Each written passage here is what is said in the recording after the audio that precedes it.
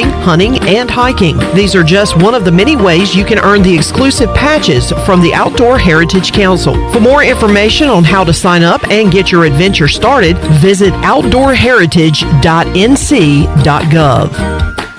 This is Mark Washington with Max Sports Performance at Max Fitness. Our facility has reopened and is following all safety protocols. The best thing you can do to strengthen your immune system is, of course, to work out and exercise on a regular basis. I can assist you as your performance coach. You can also enjoy the benefits of a private facility. Avoid the crowds and work out at Max Fitness. Now is the time to get healthy. Max Fitness, just off Highway 43 in the old Ace Hardware building behind Speedway in Greenville. Call me, Mark Washington, 902-4877.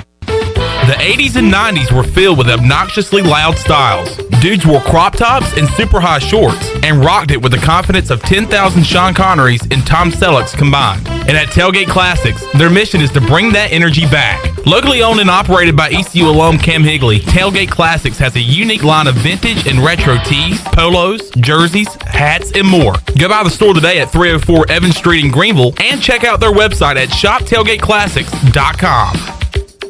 This is ECU head baseball coach Cliff Godwin, and you're listening to Pirate Radio, the voice of the Pirate Nation.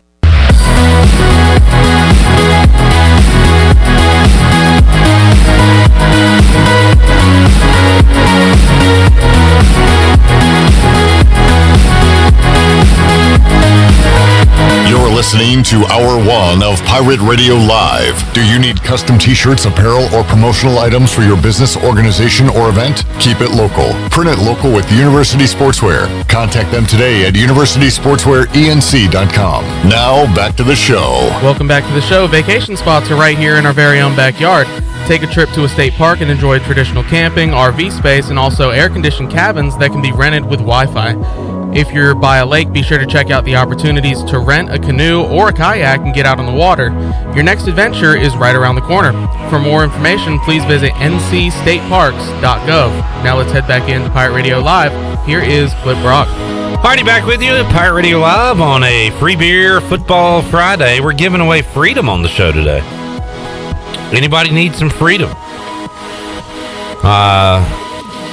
Budweiser is commemorating the freedom that unites all Americans, the foundation that our country's strength is built upon, and they have replaced the iconic Budweiser name with freedom so that we can all toast to the value we hold so dear. This Bud's for freedom. This Bud's for you. We're giving away a case of freedom today on the program. So we will give that away in hour 3 of today's show.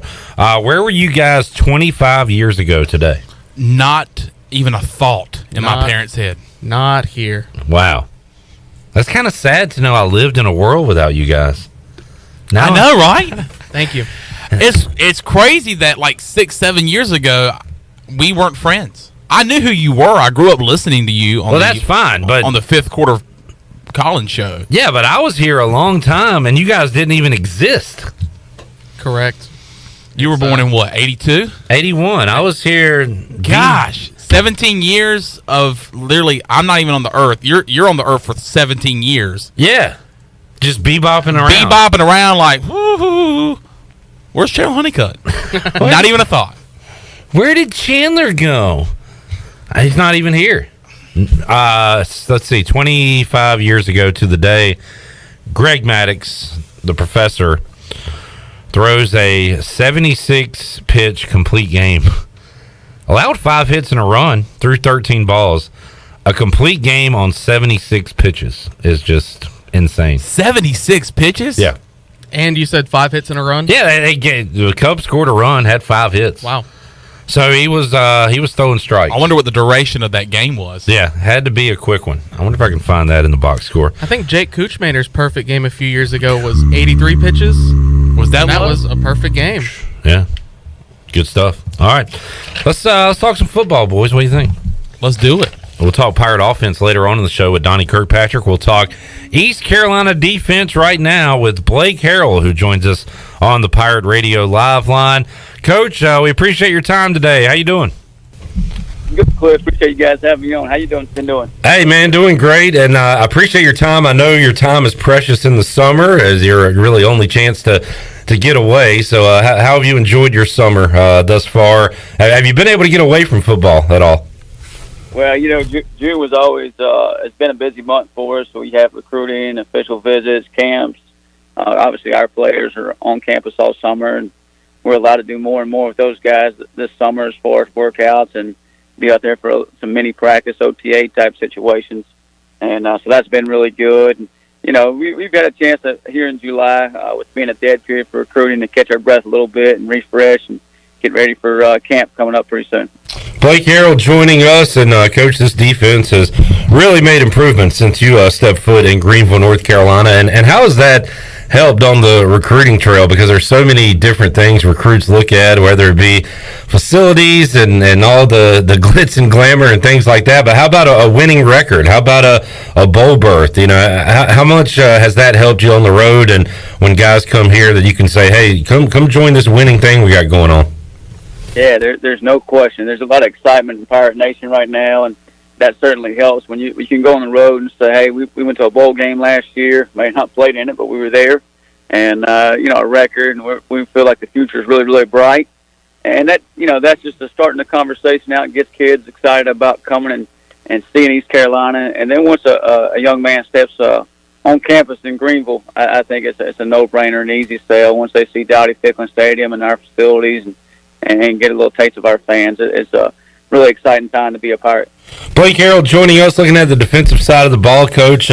Some key losses from last year's team: Bruce Bivens and Aaron Ramsor at the linebacker position, Warren Saba, and of course Jaquan McMillan on his way to the National Football League. But man, you look at the roster and the returners. You've got returners across the board, just about at every position, especially at the D line. You've really been building that side of the ball or that particular position unit over these last few years, and that has come to fruition now. You got a lot of guys that have played some important snaps for you returning to this team, right? No doubt. It's nice to go out and practice and just, you're not coaching day one stuff. These guys have been through it, and they're going into year 3, 4, and 5, and we're playing a bunch of older guys who have played football. I think we played 22 or 24 guys a game last year, and I think that experience they got in those games last year and a bunch of them started just is going to carry over this year. So really excited about it. Obviously, we're going to miss those guys that left, but really excited about the guys we got returning and just really excited about our football team. Looking at the D-line, Emmanuel Hickman, Elijah Morris, Rick DeBrew. I mean, those guys have played quite a bit of football for the Pirates over the years, and you just hope that they can even up their game to another level. Also, we saw quite a bit of Surratt Ward Ware as well. How about behind that, Coach? Who are some younger defensive linemen or maybe inexperienced D-linemen that will see the field this year you're excited about? Yeah, Xavier McGyver's been out there for us. Chad's been out there for us as well. Deontay has been out there for us. All those guys have played. I mean, Chad was a big part in some of those wins. Very physical defensive end right there with Emmanuel Hickman. So those guys have kind of rotate them in, keep them fresh, make sure they're 100% come fourth quarter, and just the conversations you have with those guys. It's not day one stuff. It's let's talk about I always call it the graduate level class of football. Let's talk about, hey, what the offense is trying to do, how they're trying to attack us, what we want to do, and how we want to attack them. So that's nice, and to have some experience and guys that played up front is huge. And even, I was talking about Chad the other day to Coach Houston yesterday, just seeing him, how much he's developed even in the last year. He's going into year 4, and just, his traps are now getting huge. And Manny's worked on his speed and quickness and agility and doing a really good job with that. So really excited about those guys up front. We used to call them young guys, but they're not young pups anymore. They've been around and grown up. Yeah, another guy that's got a lot of snaps is Jeremy Lewis coming off the edge there. And I remember his high school film right down the road at South Central. He was catching jump balls and also making plays on defense, recruited as a defensive player to East Carolina, came in, went to tight end, and now got him back on the defensive side. And now that he's been able to really concentrate on that, get all the game reps, all those practice reps on the defensive side, how much has he grown since you came in here, Coach? Well, he's just been amazing. I mean, 16 months ago, he came into Coach Houston, wanted to make a move to defensive side of the ball, which I thought was pretty exciting. I wasn't quite sure how it would go, just moving a tight end to defense. It usually goes the other way around. You move a defensive to offense. But, year one, you saw Jeremy you saw some athleticism, some ability there. And then just as the season went along, he became a really, really good football player. And I'm super excited about year two. I think he can be a huge impact on the game. And what he allows our defense to do with the outside backer spot, whether he's rushing off the edge, dropping into coverage, and he understands the game from playing offense. He understands, how the offense is trying to attack us, maybe what type of routes we're going to get out of certain sets, maybe what type of run game we're going to get out of certain sets. So he's just high football IQ and, really good motor. So I think his best football is ahead of him. And I'm really excited. I think he's one of our better football players. Talking to Blake Harrell today on Pirate Radio Live. I want you to talk about some of the younger linebackers, but got to mention Xavier Smith and Miles Berry. I'm a big Xavier Smith fan, got a big smile, big personality. And then I don't know Miles Berry personally yet. Hope to get to know him more this year, but everything I hear about him sounds like the epitome of a student athlete, sounds like a great young man, and you've got some good veteran leadership there at that linebacker position, Coach. Yeah, we lost two fifth-year seniors and Bruce Bivens and Aaron Ramsey that you mentioned before, so that you would think that would leave you with not a lot of experience in the room or maybe young, but we definitely have some older guys that have played. You mentioned Miles Berry. He's probably maybe my wife's favorite player and a great representation of Pirate Nation just for what he does on and off the field in the community, and just, whether he plays after he leaves East Carolina, and plays on Sundays, or decides to, his opportunities at other places, he's going to be a successful Pirate and make us proud. Just excited about him and watching him play sideline to sideline. I thought he had a really, really good spring, and just where he's at, I think is as good as he's ever been. So super excited about him. You mentioned Xavier Smith. 2 years ago, Xavier was all-conference, second-team all-conference. Last year, we asked him to do some multiple things where he was playing on the edge, playing Mike. And we may do some things like that with him this year, but his main focus right now is Mike backer. So just excited to, have him back. And both those guys are fifth years. We had a transfer come in, Chance Bates from Kennesaw State, who was familiar with the system and played in the same terminology. He's a fifth-year player, was a 4-year starter at Kennesaw, and just a COVID year, he graduated from Kennesaw, and it gave him an extra year, so he wanted to try some things out. That adds more experience to the room. Kobe Simpson, he's got 2 years of eligibility left, but he's a fifth-year player as well, a fifth-year college student. Taylor Jackson's a third-year player now. So those are 5 guys right there who older guys. And then, we added another transfer in the room from Georgia Southern, Mike Edwards, who played I think he started seven games at Georgia Southern last year, played over 500 snaps, so he's got a lot of experience. So got a lot of experience in the room, maybe some new faces to the crowd and to Pirate Nation, but just feeling really good about the room and where we're headed in the direction we're heading in that room. Yeah, nice mix of old and new, it sounds like, there at the linebacker position. And while we're on that topic, Coach, we seem to focus, and you probably know this and get upset about it, we talk more about offense than defense, as everybody does, but we focused a lot on the newcomers on the offensive side of the ball, especially the wide receiver position, because that was a position of need with Snead and Omatosho leaving the program. But defensively, you mentioned a couple of guys there. I think you got some immediate help in the secondary too, right? How about on the defensive side, impact guys you brought in from the portal? Yeah, those the 2 backers I mentioned, I think, can help us out right away. Jack Ness is another outside backer that's working behind Jeremy Lewis right now.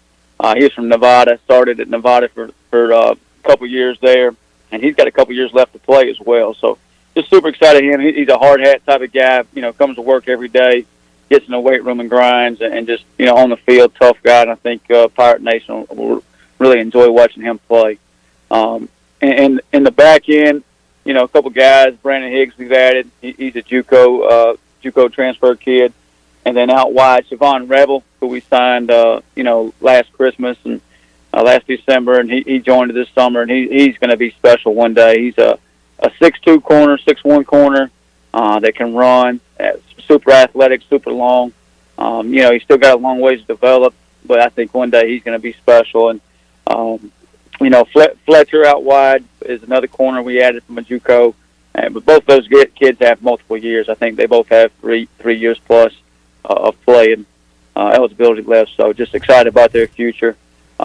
Free Washington is another corner we added from Buffalo. He played some corner at Buffalo, played some safety at Buffalo. So just excited about his flexibility and what we can do with him back there. So feel really good about our depth, and just you always want to try to upgrade your roster, and sometimes you take the bottom part of your roster and you want to upgrade it and upgrade your depth, and I think we've done that defensively.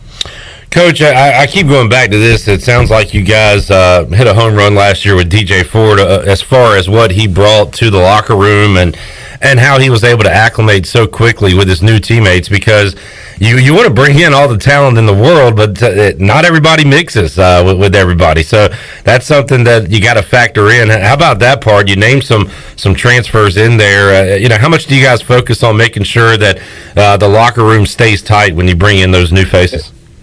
There's no question. It's always team is bigger than me, and if that's not going to be part of your culture, then you're probably not going to fit real well with what we do at East Carolina, what we do in our program. And those guys, and I think we have a strong enough locker room with the guys returning that it kind of takes care of itself. And the guys we bring in too are quality young men, and they're just like DJ Ford. That that they'll fit and they'll be true Pirates. They're not here just to play ball. They're here to be Pirates and be and see how they can contribute to the program and be part of the winning program. Blake Harrell joining us, Coach, at the cornerback position. Jaquan McMillan out, but you got a guy that's played a lot of good football here at East Carolina. Malik Fleming stepping up. He's played a lot of corner in the purple and gold. You still got him around, along with Demel Hickman. And Juwan Powell, is he a cornerback now listed rather than a safety? Yeah, so you mentioned, obviously Malik is back and started, I think, every ball game for us last 2 years. Demel Hickman seems like, I don't know, he's been around for 7 or 8 years. He right now is playing really good football and doing a really good job this spring. So Juwan Powell, when he first started his career at East Carolina, he was at corner, and I think started a game at corner before I got here. And the last couple of years he's played at safety and started at safety, and very athletic young man. And he's playing at corner right now. And who knows? I tell our guys all the time, like, if you can play multiple positions, then that just increases your chance of being able to help our football team on the field on Saturdays. Jair Wilson. I made an example of Juwan Powell and Jair Wilson the other day. Those two guys, they can go line up at 3 or 4 different positions right now. Yeah. Help us win football games. And when you got young men that can do that, then you feel really good about your program. Coach, I don't watch the tape like you do 100 times. I'm just eyeballing it as it happens, and I feel like Tegan Wilk is in on just about every tackle, and he's everywhere. It looks like there's 2 of them on the field at times, and you talk about just football players that can play anywhere, that just do the job. He sounds like one of those guys. So there's this deal we do on, during camp and during spring. What would Khalil Mack do? Khalil Mack's not just satisfied with getting a sack. He wants to get the strip sack and get the ball out and get the ball back to the offense. Well, that's Tegan Wilk. So we started calling it, what would Tegan Wilk do? WWTWT. So he's always run the football, as you mentioned, and he's as good as I've ever seen about punching the football out and stripping the football. I mean, he did it at Houston at a huge point in the game that gave the ball back to our offense and tied us up and put us in overtime in that game and multiple times throughout last season. And it shows up every day in practice. And he's a special young man, just excited about his future and excited about him this fall. Julius Wood, Sean Dorso, how about the rest of that, the safeties you got back there, Coach? Man, Julius Wood this time last year, but was kind of an unknown for us. And you saw him throughout the season get better and better and better. And he looks the part, and he's playing the part right now. Just a big young man that can cover some ground and run and will strike you. And just really excited about him. And Sean Dorso has started a bunch of games for us, has a bunch of experience. And, he's another guy that can play multiple positions back there and is a good football player. So excited about both of those young men. Of course, the COVID year threw a curveball in many different directions, but as far as roster management, building your roster, you had to do a double and triple take at what you got. So when you look at recruiting for 23-24, is it evenly spread out for you guys, or is there one position group of need that you're looking at for the next year or two when it comes to recruiting? It's for the most part, it's evenly spread out for us. We still got, even though those guys are in their third years at D-line, some of them are really out there for the first time as a second-year player, so they got 3 years left. So it's really allowing you the flexibility of being really picky about who you take as a high school prospect. We've got we've got some guys at different positions who've been on campus, and linebacker is probably the biggest need, knowing that we're going to lose a couple of seniors there. But other than that, we feel really good about our depth and what we have coming back for the next couple of years. Blake Harrell joining us on the Pirate Radio Live Line, talking Pirate defense, and I've been previewing area high school football with some coaches, and had Will Bland, former Pirate receiver for J.H. Rose, their head coach last week, Nate Connor at D.H. Conley this week, and they were both very complimentary of how Mike Houston and you and Donnie and the staff goes about recruiting. Says there's a lot of communication there, and they really appreciate that. And I think it was Nate the other day who said part of it is because Mike Houston, and I know a lot of you guys, have been involved in high school coaching and know what it's all about and know how important those relationships are. So I just wanted to pass that along to you, Coach. You got some compliments from some high school coaches this week. Well, we had some really awesome high school coaches in the area that I think do an awesome job, and just really good to have those guys around. And they come in the building, they come to practice all the time, and they're always welcome there. And just I enjoy seeing those guys, knowing that was how I started my career as a high school coach. And I always dreamed of being a college coach, but I always thought I'd be a high school coach forever because I didn't have the connections or necessarily the playing experience. But just seeing those guys and what they do, just really appreciative and really happy we have those guys in our area behind us at Pirate Nation. Blake Harrell joining us. Coach, could you go on about how you change what you do defensively? I mean, obviously you want to perfect the basics and the basic scheme of your defense, but how about year to year? How much do you put in during the off season that maybe we didn't see last year? How evolving is it over the years? Yeah, I think you always got to evolve, and you always got to stay on top of things. If you ever let something come stagnant or something just sit, and things can pass it up. Time can pass it up. Offenses can kind of catch on to what you're doing, and now they have the advantage. And we never want to be in that position where the offense knows exactly what we're doing, or the quarterback or the O-line. I think that just kind of puts their kids in a little bit better position than our players, and we want to give our guys the best opportunity to go be successful. So we got to make sure we're adjusting our scheme or we're adding to our scheme. And that may be from year to year, or that may be from week to week, where we adjust and tweak things that give us a chance to go win a game on Saturday. So we'll always continue to do that. Our base defense will be our base defense, and we'll always come back to that. But we'll do things throughout the year that you'll see more of it. And I think last year was a perfect example of that.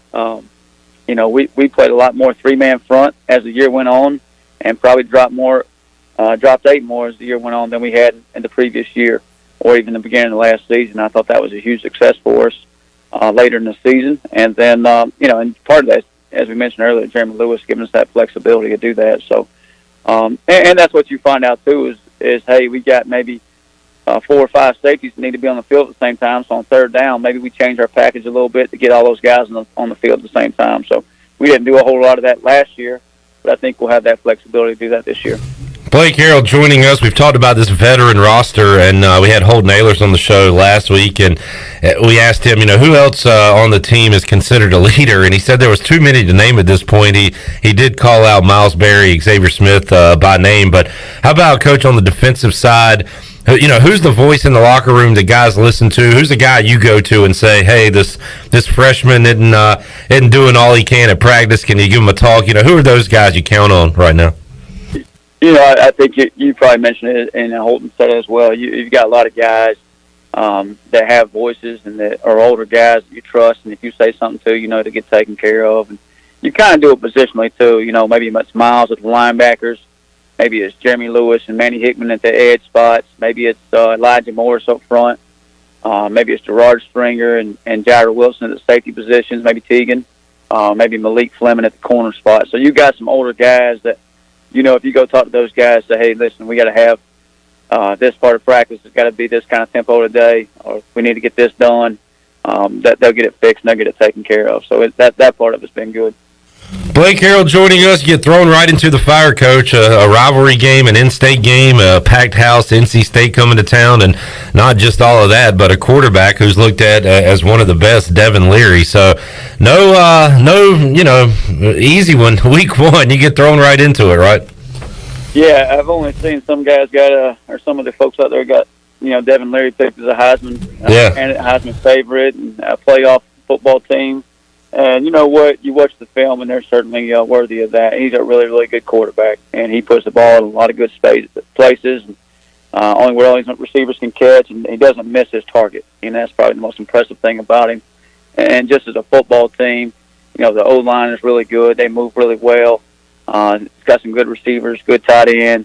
And I think that, the running backs haven't played as much, but, what you do see of them, they're very talented. So a very good football team, and every bit of worthy of all the preseason accolades that they are receiving. Looking forward to that opener, Coach. I hope you enjoyed the rest of your summer. I know you're about to get back to work. Come see us at AJ's on Wednesday night for sports trivia sometime. Your wife was carrying your team that one time you came. Yeah. Yes, she was. That's something we've enjoyed, just doing this together over the years. Just trivia nights, and it's usually yours is all sports trivia, but usually she carries us in the movie, right.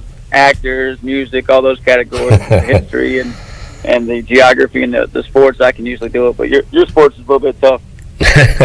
Coach, I enjoyed it, man. Thanks so much for joining us today. We'll see you at Media Day, and well, pretty soon we'll be seeing you out on the practice fields after some fall camp work. So looking forward to that, and we appreciate your time joining us today on the show. Yeah, Cliff, it ain't long. I can't wait. On and go Pirates. Blake Harrell, East Carolina defensive coordinator, joining us today on Pirate Radio Live. Some good information there, running down the roster, and really has done a fantastic job turning this defense into something respectable, and now they'll try to take yet another step. I mean, we saw the signs in 2020, saw the improvements last year, and you got to think this defense, experienced, another year better, another year stronger and bigger, is going to be even better this season. We mentioned the losses, of course, most notably Jaquan McMillan at corner, but also Warren Saba, and then those two experienced linebackers, Bruce Bivens and Aaron Ramsour.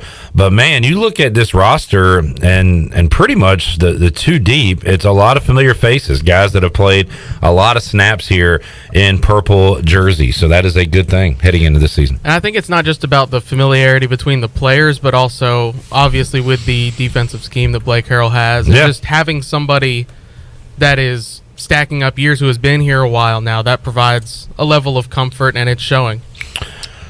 I also like the experience that, like he talked about, of this defense, but also the depth at defensive line. Getting some of these guys and going to have a lot of more fresh bodies in there when it comes to the defensive line. Hopefully that kind of helps get pressure on quarterbacks and get more sacks. Let's get a break in. We'll come back. We'll wrap up the hour with Brian North, WCTI 12. He joins us on the other side of this timeout on a free beer and football Friday edition of Pirate Radio Live. Back with you after this.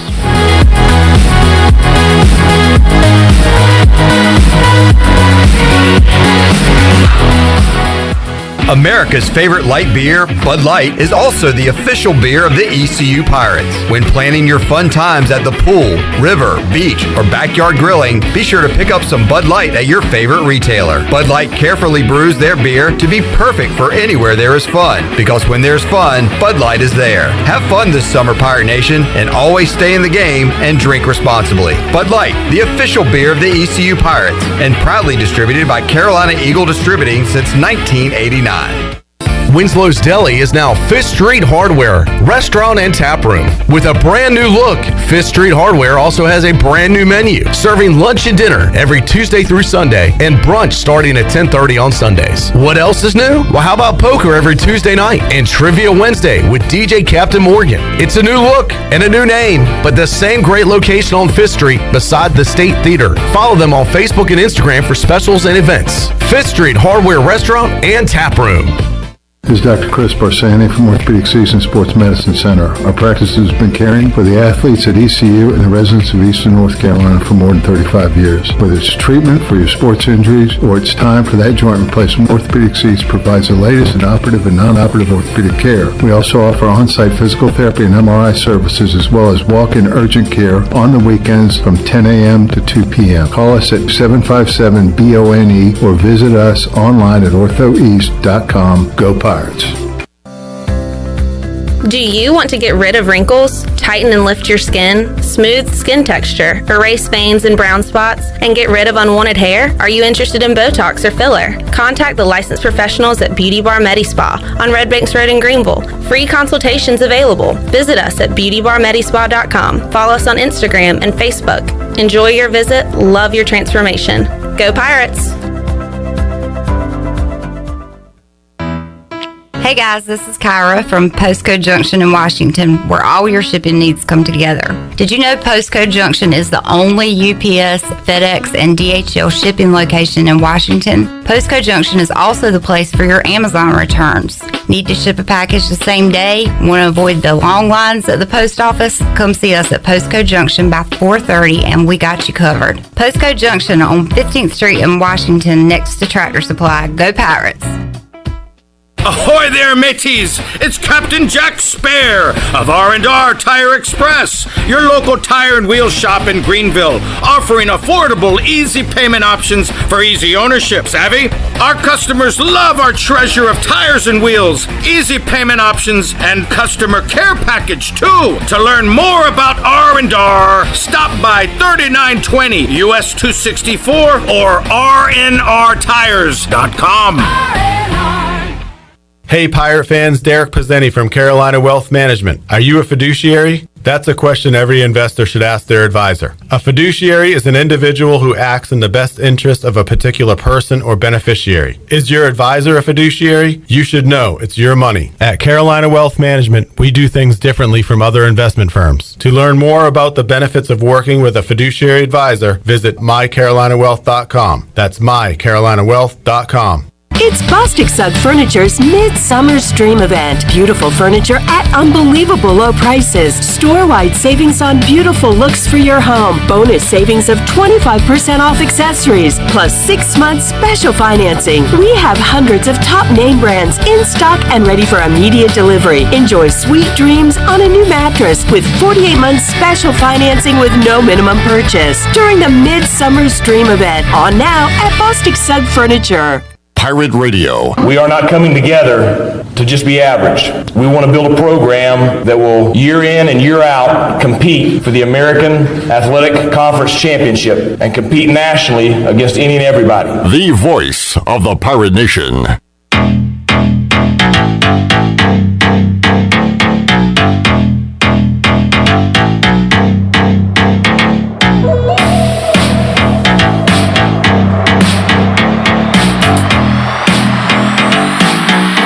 You're listening to Hour 1 of Pirate Radio Live. Do you need custom t-shirts, apparel, or promotional items for your business, organization, or event? Keep it local. Print it local with University Sportswear. Contact them today at universitysportswearenc.com. Now, back to the show. Welcome back. Need some beer for the weekend? Well, the Jarvis Street Bottle Shop near Christie's Euro Pub is a specialty shop.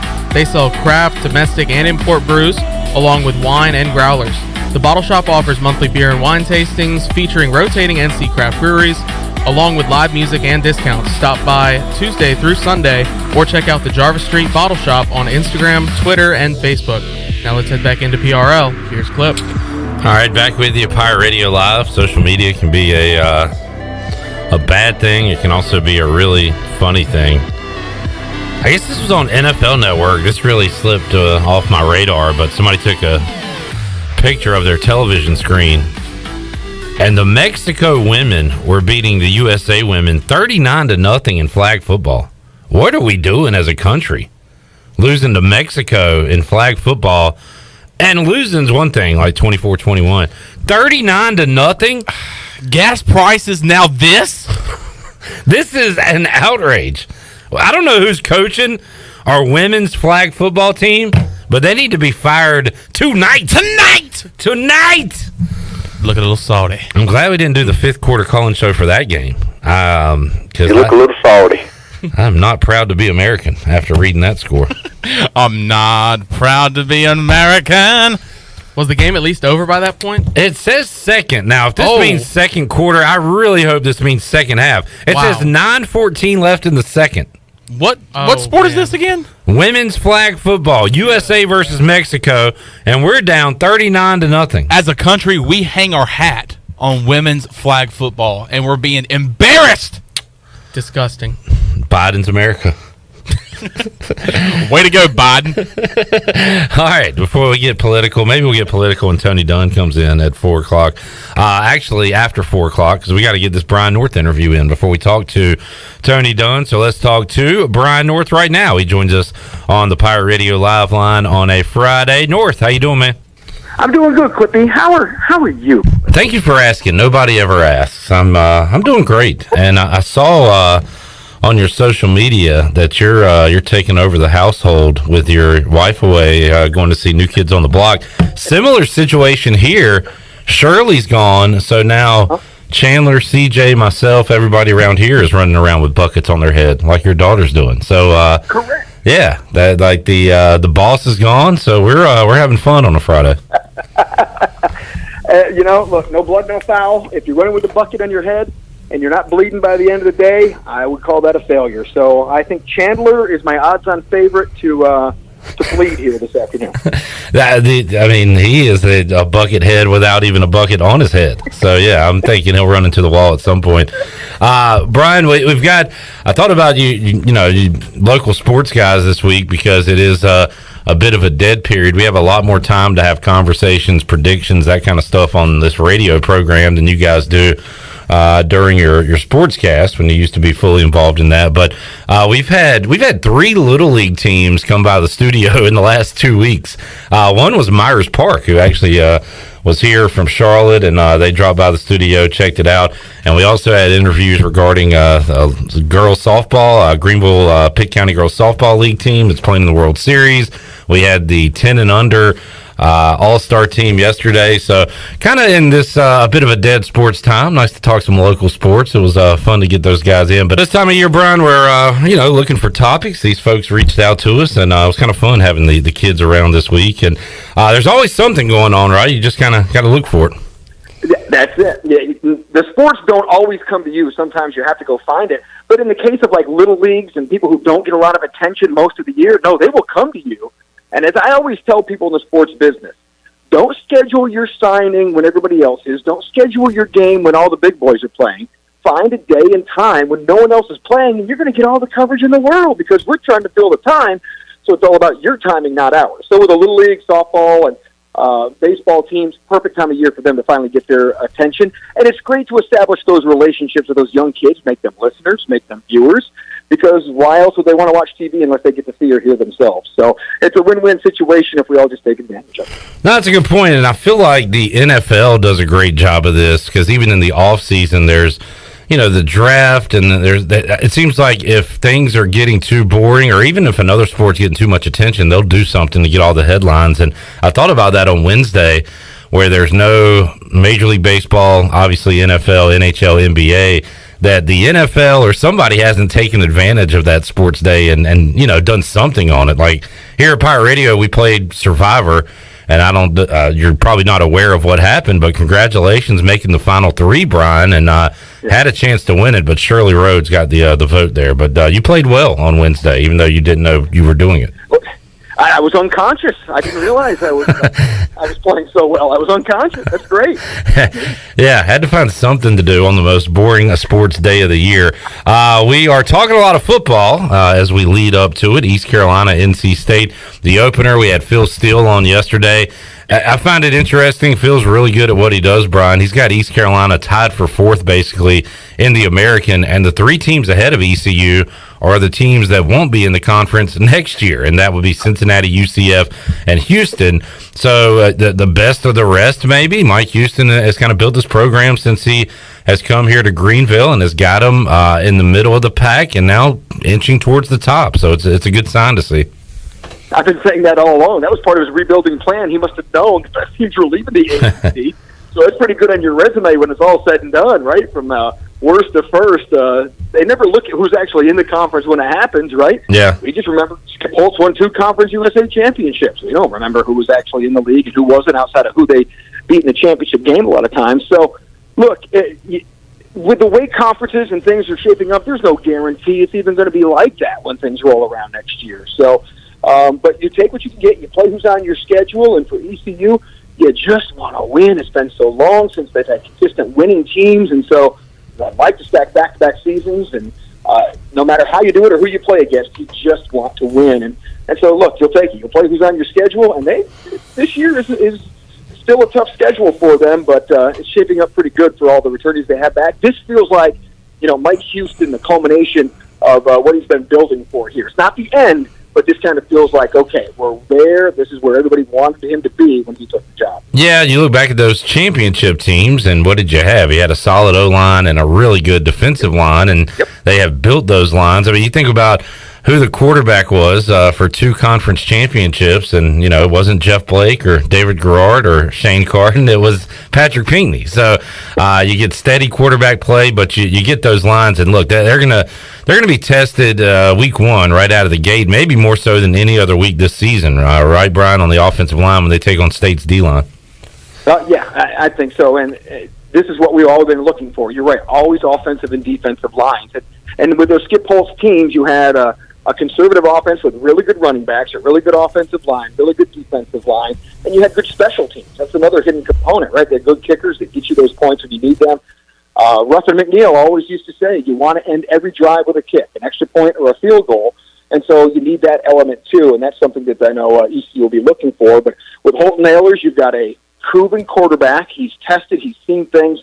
Now I think everybody's waiting for him to take that next step, but I think they want him to not have to feel like he has to do everything, right? Just, execute the plays that we call. When he gets time, we've seen this in the past. When the offensive line gives him time, he's as good as anybody, right? I think any quarterback is that way. With the Panthers, if they have a good offensive line this year, it doesn't matter who's back there at quarterback. They're going to play much better when they're not running for their life. Brian North joining us. Brian, we got some Pirates on some watch list as Keaton Mitchell named to the Maxwell and Doak Walker watch list. Maxwell is, overall best player. That's a great honor for him.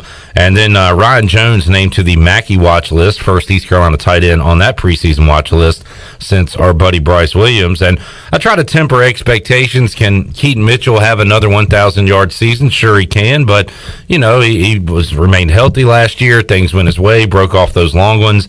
So I'm not calling for a 1,500-yard year this year for Keaton Mitchell. When it comes to Ryan Jones, I think I am ready to go ahead and buy in and hype him up because I just think he can be a major weapon in this offense. He is the leading returning receiver for East Carolina with Audio Matosho, Tyler Snead out the door, and it just sounds like they're going to try to use him in multiple ways, Brian. He went as a guy had Donnie Kirkpatrick on the show today, went from okay, this guy can help you out to, we're counting on this guy to be a weapon for us. So I'm interested to see what Ryan Jones, I have really high hopes for him this season. Yeah. Well, I've been waiting for it. Mike Houston was a tight end himself when he was at JMU. The tight ends were a huge part of the offense. He didn't have any when he showed up, so he's had to develop that and get guys in there. And I've been, last 2 years, I've been calling more for the tight end. We're going to see it eventually. And last year, they finally started taking advantage of it. Now they've got a proven guy there.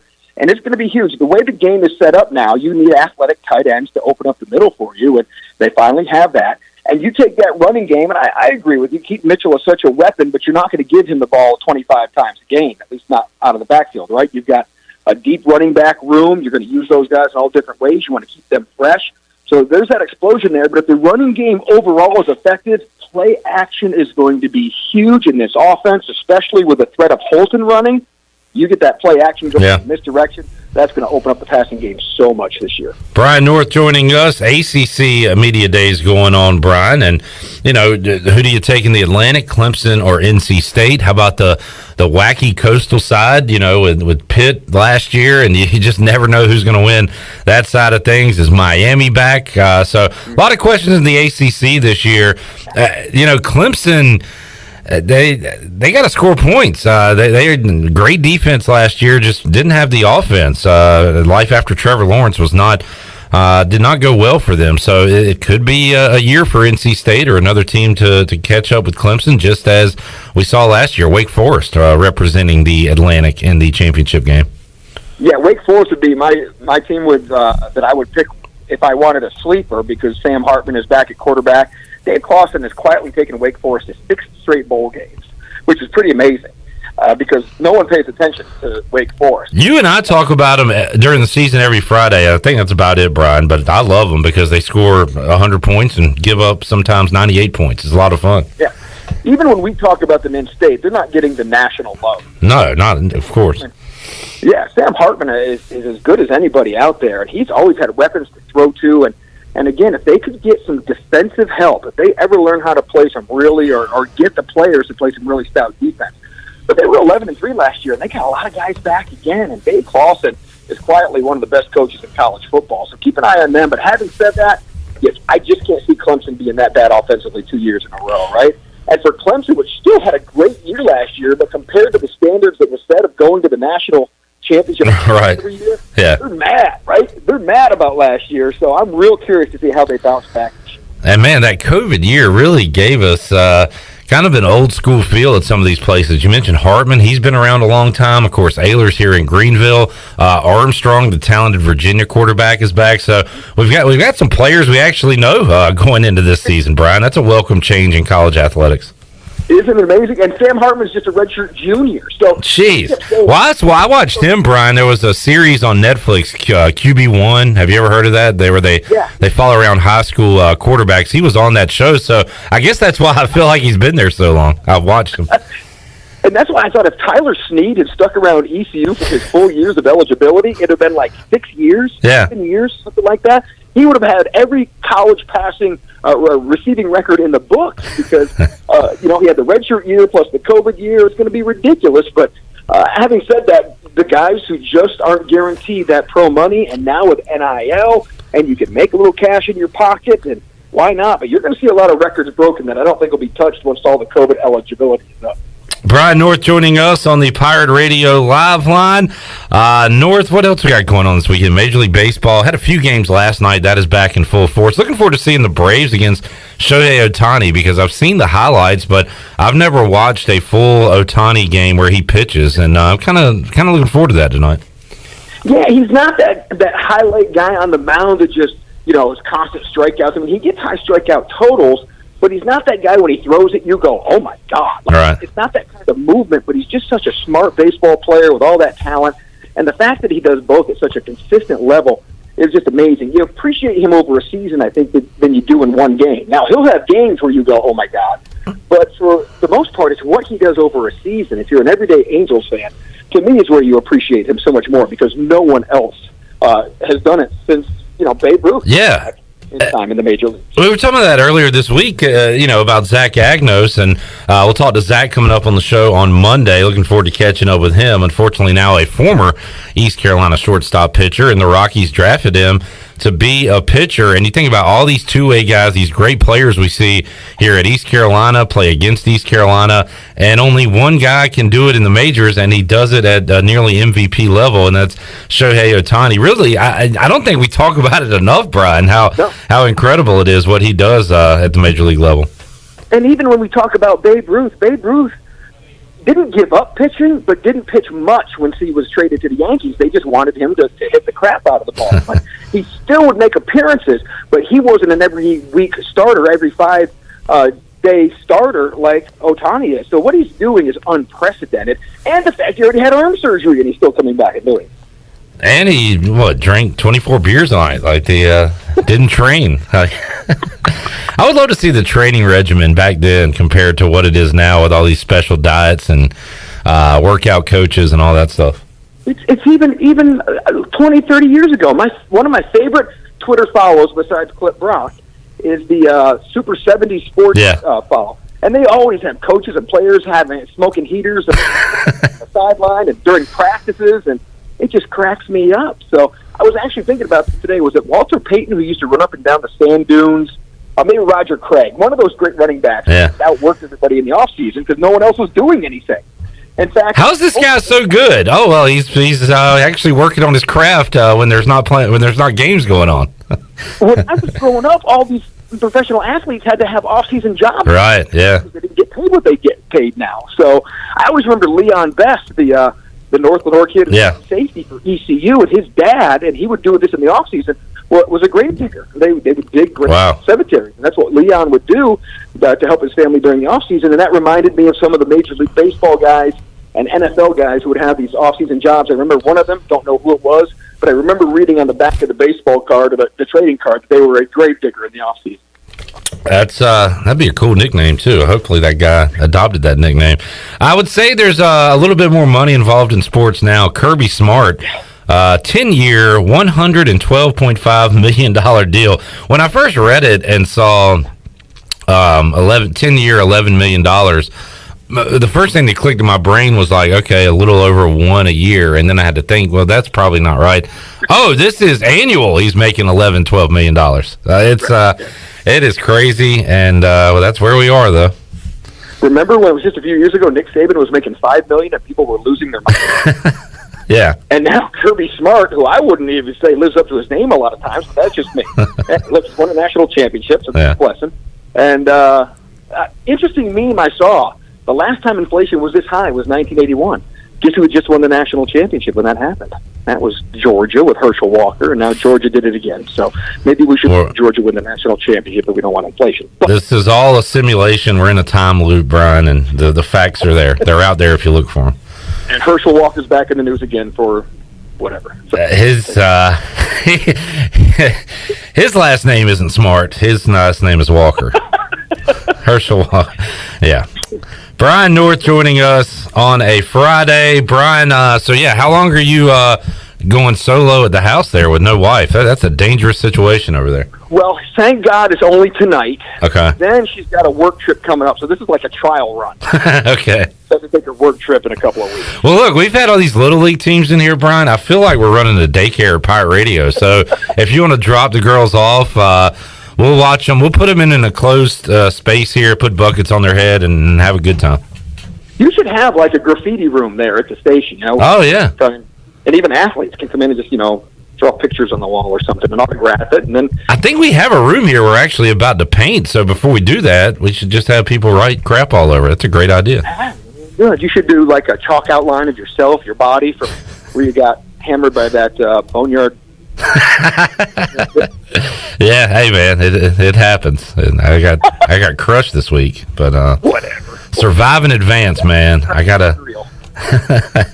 North, appreciate you joining us, man. We'll let you. I haven't heard any kids in the background, so I'm a little nervous. So I'm gonna let you go, and we'll talk to you next Friday, man. It's amazing what snacks will do for a short period of time. So, all right, Clippy, hang in there, brother. Thank you, Brian. Brian North joining us on a Friday edition of Pirate Radio Live. Boy, Studio B has been scrambling this entire Brian North interview. The breaking news boys have a lot going on, so let's go to the breaking news boys desk with Chandler and CJ. Guys, what do we have this hour? Do you want me to break the first thing? You can break the baseball. We got some baseball news regarding a former Pirate that we talked about earlier in this program. Somebody on Facebook Live had a question about this guy. Where will Bryson Worrell end up? Well, he has a new home. The Atlanta Braves have picked up Bryson Worrell on an undrafted free agent deal. So, congratulations, Clip Brock. Bryson Worrell is a Atlanta Brave. That is awesome. I'm very happy for Bryson. I am a tad upset about this because Troy is going to take all the credit for this. Absolutely. No doubt. There was a scout at Clark LeClaire Stadium, and Troy said something about Bryson Worrell. He had the man crush on him to the scout, and now he is going to say that because he told that particular scout about Bryson Worrell, that's the reason why Worrell is a Brave. So just prepare yourselves for that on Monday. All right, now I will send it over to my breaking news boy correspondent, CJ Schaefer. CJ, what do you have? Thank you, Chandler. Big news out of the pro wrestling world. Vince McMahon has tweeted that he is retiring. Well, this is ECU news, too. That's true. This is ECU news. This is ECU alum news. You're welcome, everybody. We have ECU alum news. Vince McMahon retiring. A lot of allegations swirling regarding Vince McMahon over the last month or so. He has not said anything about those allegations, but today is stepping down. So obviously has something to do with that. Yep. And I guess what's next is the big question. This could be a storyline, and he'll be there tonight on SmackDown. Oh, absolutely. Fighting Linda McMahon for the control of the company. Yep.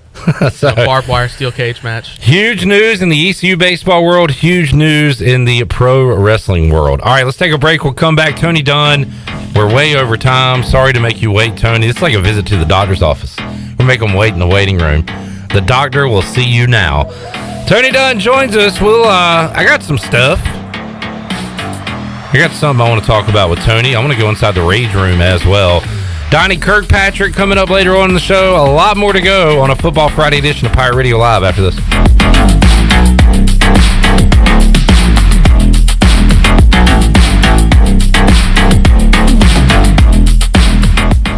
Hey Chandler, what are you up to tonight? Jenny, it's Tuesday, and I'm going to go sing with DJ Captain Morgan for karaoke at The Buck. Well, that sounds like fun. I have to work. Well, what are you up to this weekend? Well, believe it or not, I'm going to go listen to some live music Friday and Saturday night at The Buck. Live music all weekend long, really? Yep, all weekend, and they also have the biggest high-definition screen to watch all the sporting events on Sunday Fun Day. I'm going to have to go check that out. Yeah, just check out The Buck on Facebook or Instagram for all the information. The Buck.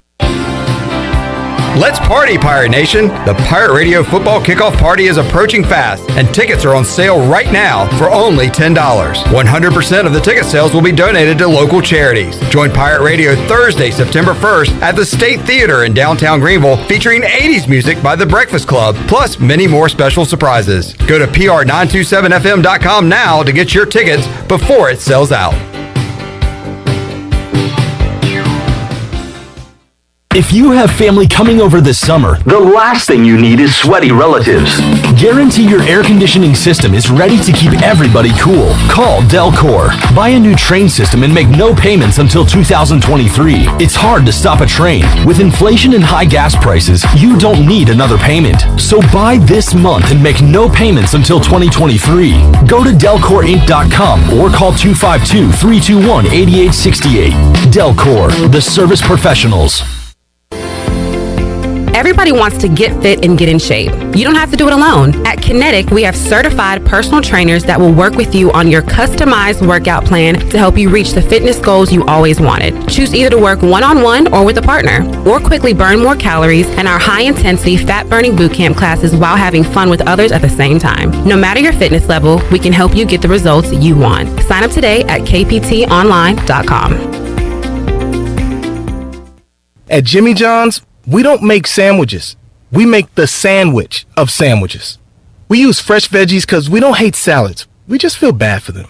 We make our sandwiches exactly how you want because you're the one who's eating it. And we bake bread all day, every day because stale bread isn't bread. It's croutons. Sandwich history is written by the victors. Good thing we have legible handwriting. Jimmy John's, the sandwich of sandwiches. Order pickup or delivery on the app. This is Stephen Igo. You've heard from me plenty on Pirate Radio Live and perhaps have read some of my work on HoistTheColors.net. Now, get an extension of our in-depth coverage on the Hoist the Colors podcast. From game previews to immediate post-game analysis to emergency podcasts for breaking news, we've got you covered. A cast of guest co-hosts from fans, former coaches, and other writers join me for 2 podcasts weekly to break down all things ECU athletics. Subscribe to Hoist the Colors now on Apple Podcasts, Spotify, or Google Podcasts. UBE and PirateWear.com is excited to offer Pirate Nation the largest selection of new ECU merchandise and tailgate supplies ever. UBE has the best prices in town, so that makes UBE your one-stop shop for all things ECU. UBE does daily restocks of Champion, Adidas, and Under Armour. Don't forget to bring your young Pirates in to plunder the Crow's Nest, which is the only kids store dedicated to ECU. Plenty of free parking uptown in Greenville. Visit them at PirateWear.com. Go Pirates! Hey Pirate fans, did you know there are thousands of special needs children and adults right here in our community that loves ECU athletics as much as you do? Robbie's Clubhouse is a local nonprofit organization that can turn your unused ECU tickets into a fun day for a family with special needs. If you can't make it to the next Pirate game, simply call 1-800-DIAL-ECU and donate and designate your tickets for Robbie's Clubhouse. Go Pirates! This is Pirate Radio, WGHB Farmville, 1250 and 92.7 FM Greenville, WDLX Washington, 930 and 104.1 FM Washington.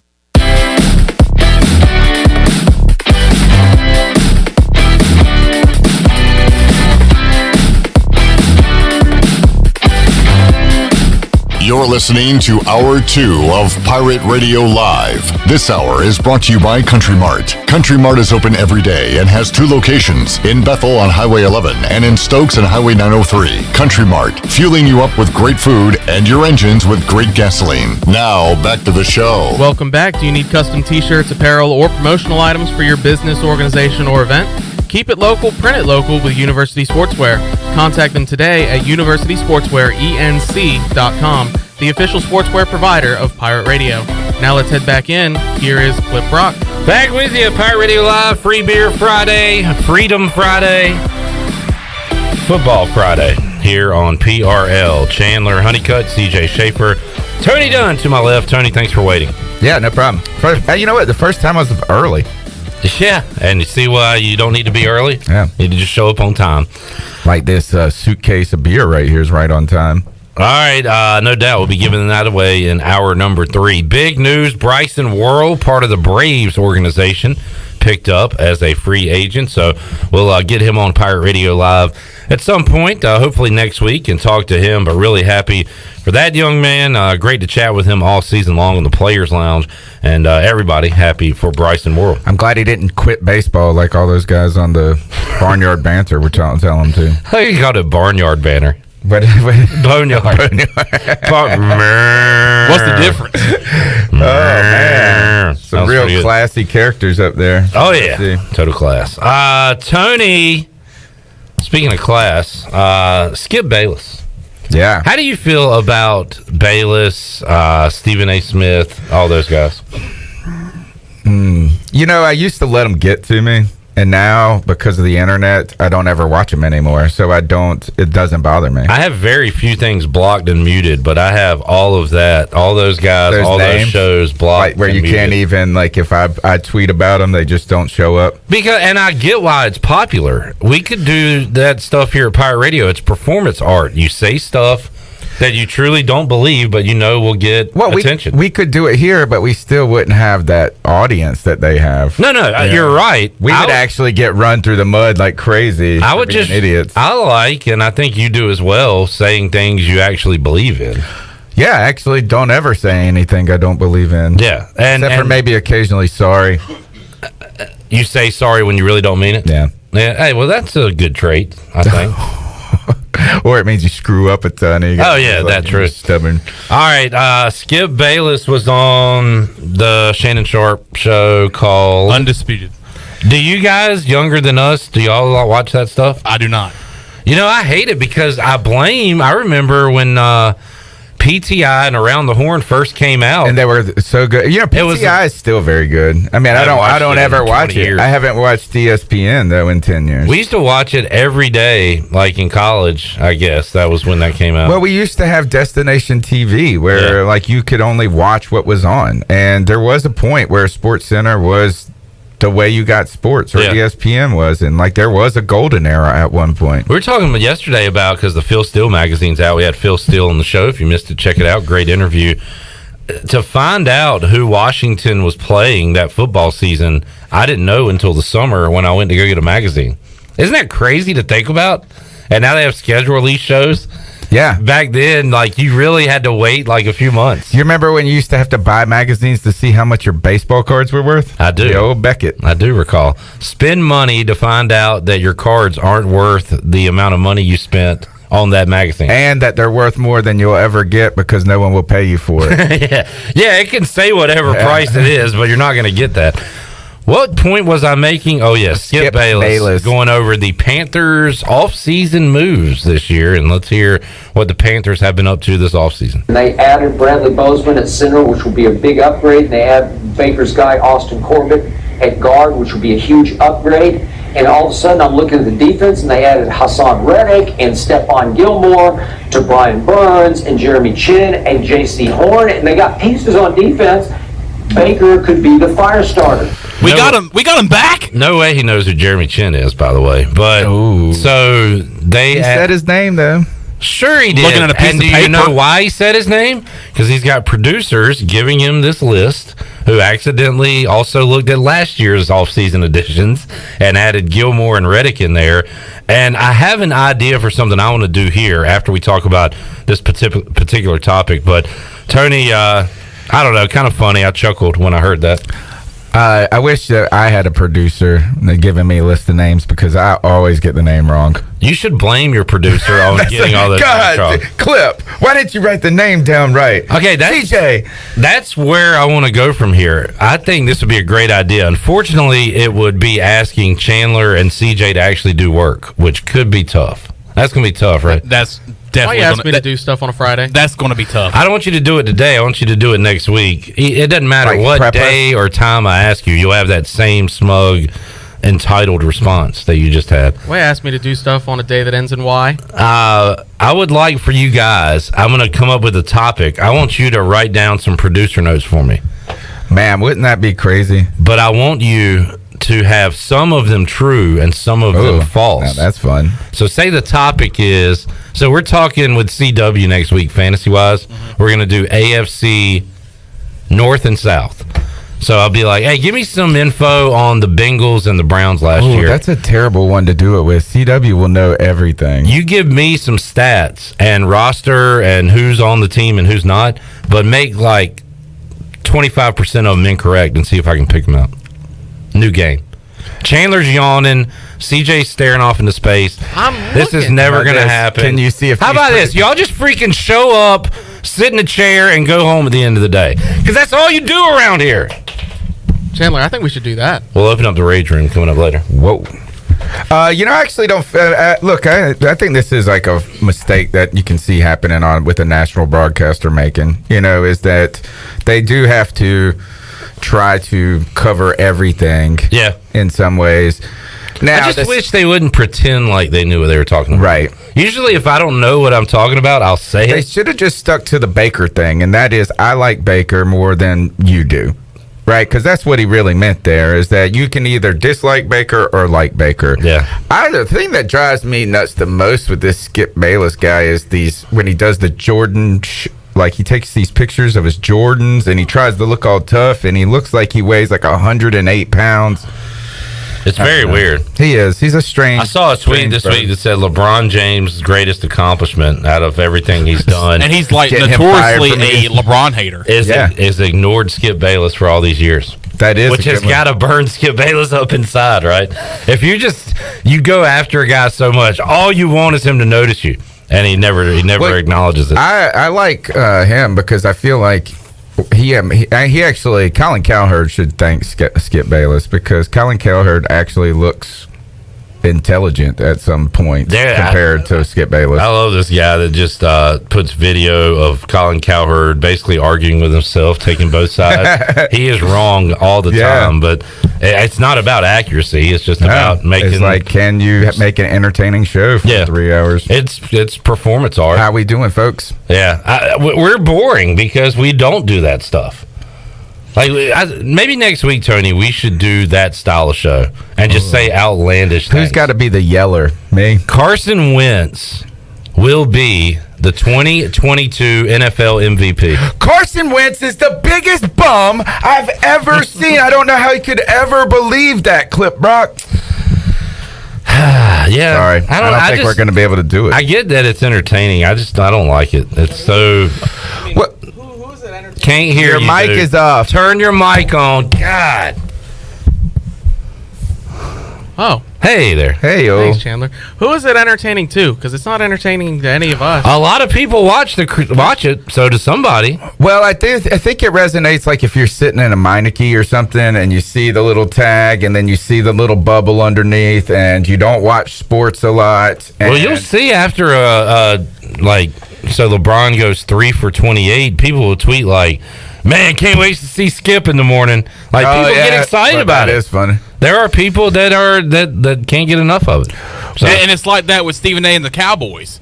Yeah. People look forward to what Stephen A. has to say on a Monday after the Cowboys get their ass whooped on Sunday. I think probably the most disconcerting part about this is that it's really apparent with guys like this how they're like taking angles and construing things to fit their narrative. The scarier part, though, is that a lot of the media does it more subtly, and they're doing very similar things. So a good example of this was Panthers news last week is when news that Baker Mayfield was traded to the Carolina Panthers. Jake Delhomme, former quarterback for the Carolina Panthers, goes on WFNZ radio and is talking about it, and he's trying to take a very measured approach, as in like, it's like not the best thing ever, not the worst thing ever. He's going to have to learn the offense. And he said that Sam Darnold was currently ahead of him because of his time at OTAs and his experience with having a full season under his belt. The verbiage with Ben McAdoo a little bit, and having played in a West Coast system before. And like what they did is they took the one line and then comes out and says Jake Delhomme. And it's like all over. It's like Pro Football Talk and all of this, and it's just saying Jake Delhomme says Baker Mayfield is ahead of Baker. Darnold ahead of Mayfield. Yeah, Jake Delhomme. That's sports media, right? In a nutshell. But it made its rounds among Panther fans so much with people who follow stuff very closely. But if you weren't, I just had the luxury. I actually heard the interview.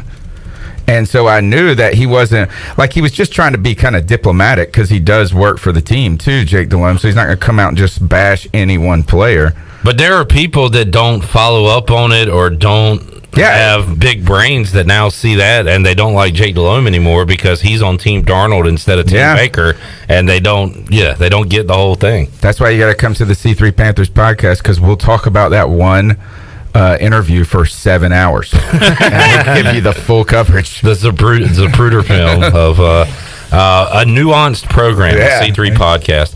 All right, let's take a break. We'll come back. We'll see if there's any more NFL news and notes.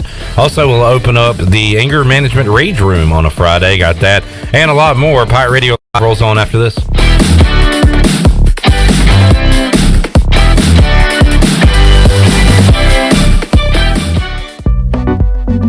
Join us at Purple Blossom Yoga Studio, Greenville's premier yoga studio, for our wide array of classes, including restorative, power, hot yoga, and more. We even fly into the weekend with our aerial yoga workshops. New to our studio? Check out our special for new yogis. 3 classes for only $30. Check out our website or social media for all the information and up-to-date schedules at Purple Blossom Yoga Studio. Purple Blossom Yoga, where your health and mindset collide and help you transform to a new you.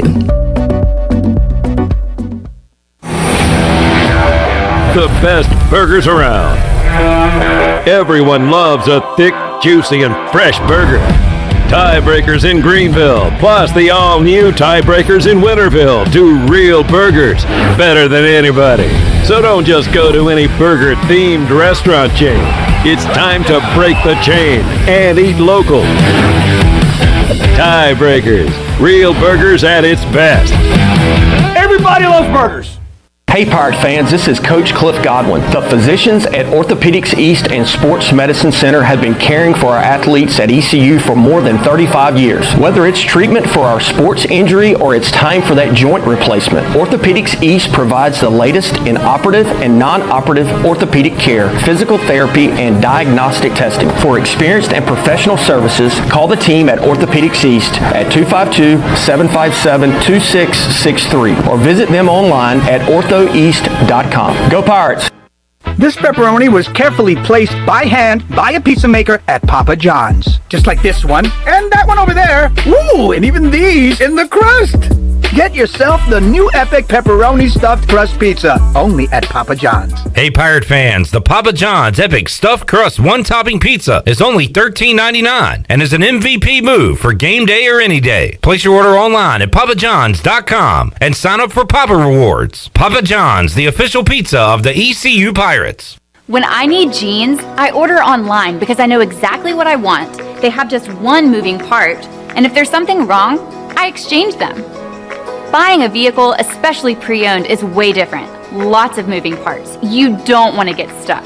For a worry-free purchase, visit Phelps Chevrolet. We've been here in town a very long time. You know us. You know we stand behind everything we sell. Phelps Chevrolet in Greenville. Come get you one. Although innovative new resources such as digital media and social networks have grown in popularity, smart marketers recognize that printing is a mainstay. We live in an age of computer hacking, scams, and fly-by-night businesses, so it's reassuring to consumers when they receive printed marketing pieces. It exemplifies business confidence and conveys a high level of commitment. It also fosters trust, which leads to engagement and ultimately brand loyalty. When you're ready to grow your business, come to PIP, where business goes to grow. At Jimmy John's, we don't make sandwiches. We make the sandwich of sandwiches. We use fresh veggies because we don't hate salads. We just feel bad for them. We make our sandwiches exactly how you want because you're the one who's eating it. And we bake bread all day, every day because stale bread isn't bread. It's croutons. Sandwich history is written by the victors. Good thing we have legible handwriting. Jimmy John's, the sandwich of sandwiches. Order pickup or delivery on the app. Do you have any real estate questions about buying or selling residential or commercial properties? Are you curious about this current real estate market? Do you need a property manager for all your rental houses? This is proud ECU alum Scott Harris with RE/MAX Preferred Realty and SD Harris Properties, and I would love to help answer every question you have and show you a real estate experience that will be memorable and enjoyable. Every step of the way, I'm here to make your dreams a stress-free reality. Call me today at 347-1857. That's 347-1857. Go Pirates. Hey everybody, this is David Glenn, and you're listening to my favorite station in Eastern North Carolina, Pirate Radio, the voice of the Pirate Nation.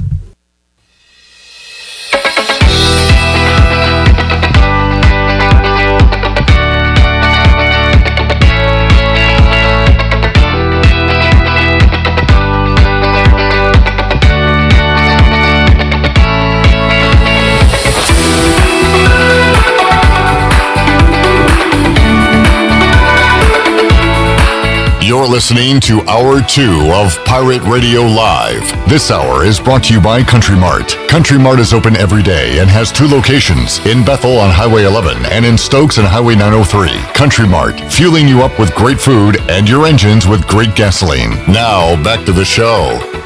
Welcome back to the show. The Sidebar in Uptown Greenville is open and ready to serve you. The Tex-Mex Fusion Restaurant offers dinner and Sunday brunch from 10:30 to 2:30. Located right next door to the Dickinson Avenue Public House, the Sidebar has indoor dining and patio seating for everyone to enjoy. For the latest on reservations, menu items, and more, follow the Sidebar on Facebook or on Instagram at sidebar.greenville.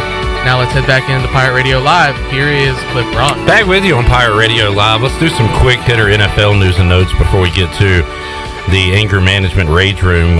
Deshaun Watson reports the Browns training camp ahead of the NFL ruling on whether or not, and if so, how many games he will be suspended for this season. The Browns worked out some QBs this week. I think they ended up signing Josh Rosen. They did. Who I wanted the Panthers to sign. I saw a great tweet that what year draft was it where Darnold, Baker, and Rosen were all in the same draft? God, that would be 19? That would be the number 1, the number 2. And like the 9 or 10. Yeah, and then the 10th. I think he went 10 to the Cardinals. The holy trinity of crap quarterbacks that year could all be on one roster. That'd be great. C.W. Sloan, who was here yesterday, said he heard that a ruling would come out today. And I said, who the hell are you hearing from? He was like, oh, the Cleveland plain dealer. Though he acted like he had sources, and he was just reading an article from Cleveland. So Deshaun Watson's still awaiting to find out. That's kind of important for Panthers fans. It would at least determine week 1 for you. Yeah, well, I mean, we've all been assuming that he would not be available week 1. Right. You know, it's just now, as it just continues to take forever, you almost like feel like, are they just going to wait till next season to get a ruling? Yeah, I mean, these things tend to, get kicked down the road. So. It's taking forever, man. This thing is just wild. Let's go around the horn. How do we feel about the Bengals white helmets? I like it, especially the all white the snow tiger look. Yeah, I like it. I like it. 7.5 out of 10. Ooh, I was going to go like 8.5 to 9. Okay. I'm going to go 7.9. Tony.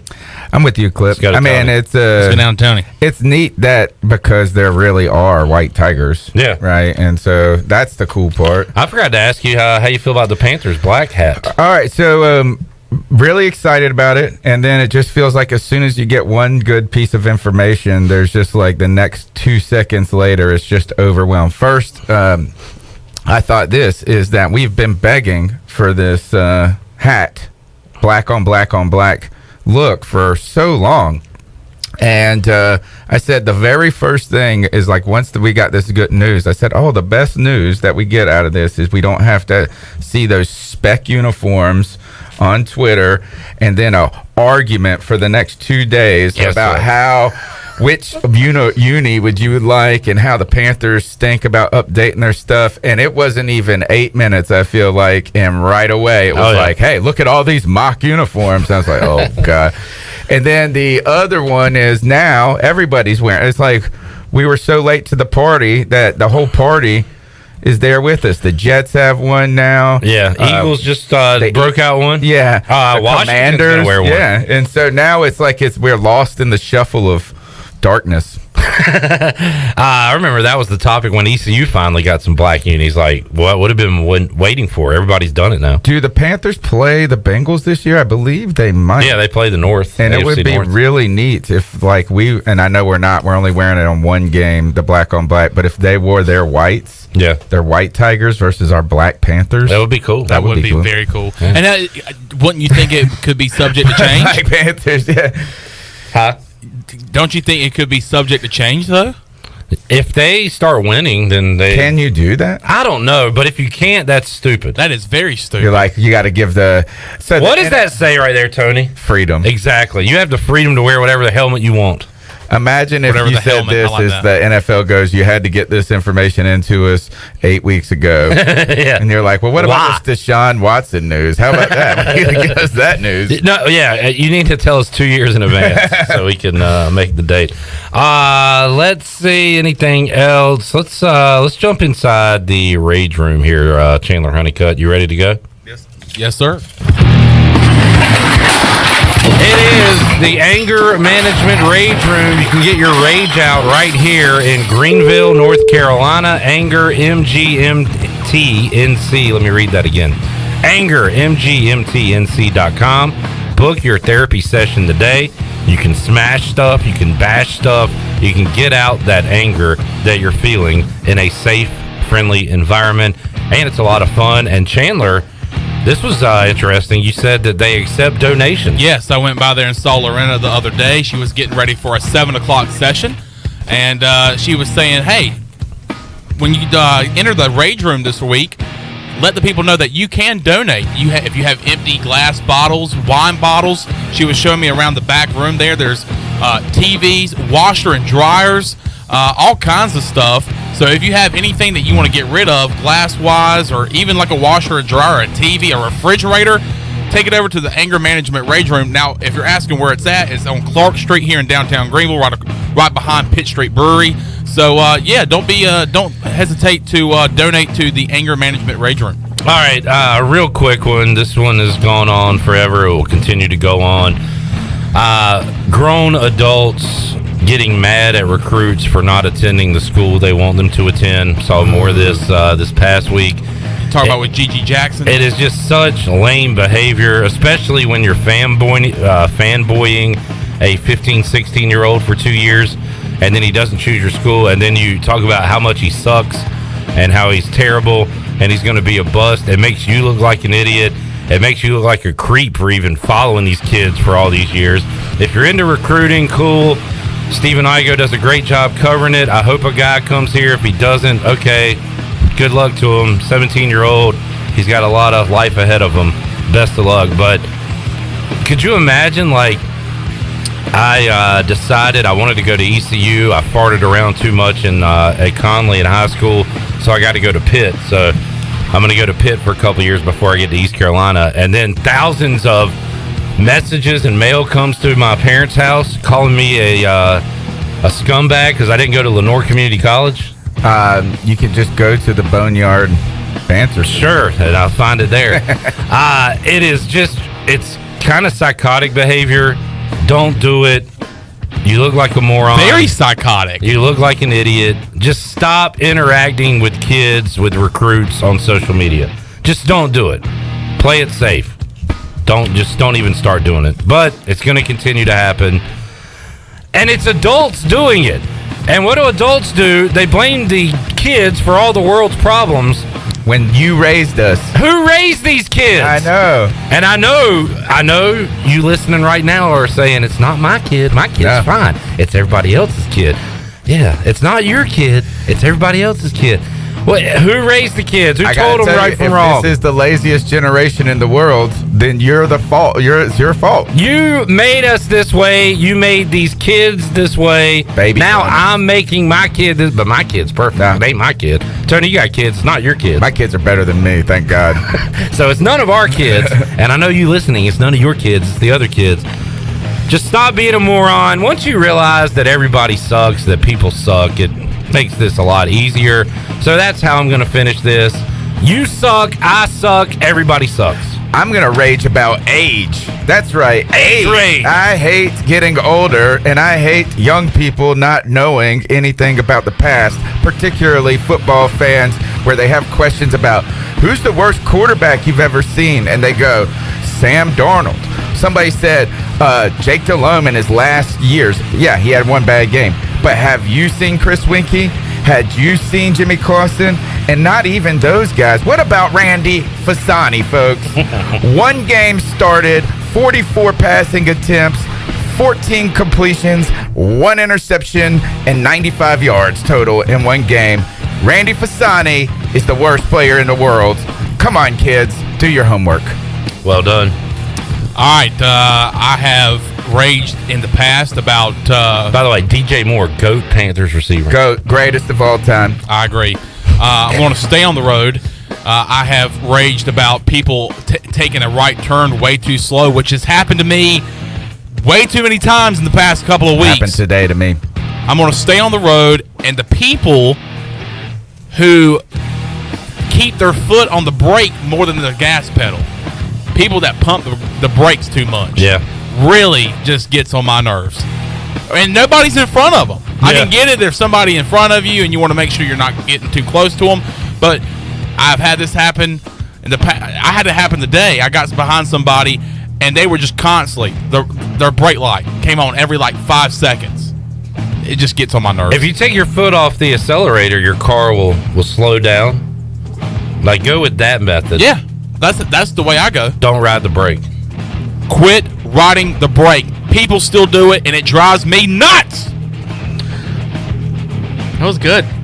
I'm going to rage about people who put too much stock into Madden player ratings. Guess what we're about to talk about. I wanted to talk about Madden player ratings too. I mean, it's cool to look at. It's cool to see what Madden ranks stick these to people. Your rage. But no. I'm saying it's cool to see, but when people get into arguments about it, when people start tweeting at Madden or tagging these players, be like, you're not that good, or why did you rate this guy?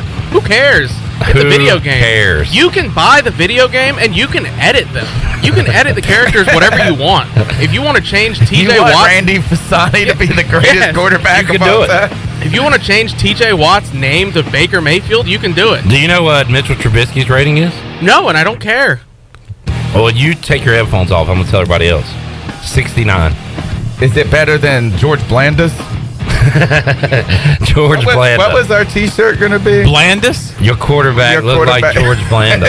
Something like that. Most interceptions all time, I believe. Yeah. No, I'm with you, CJ. It's kind of like a preseason poll.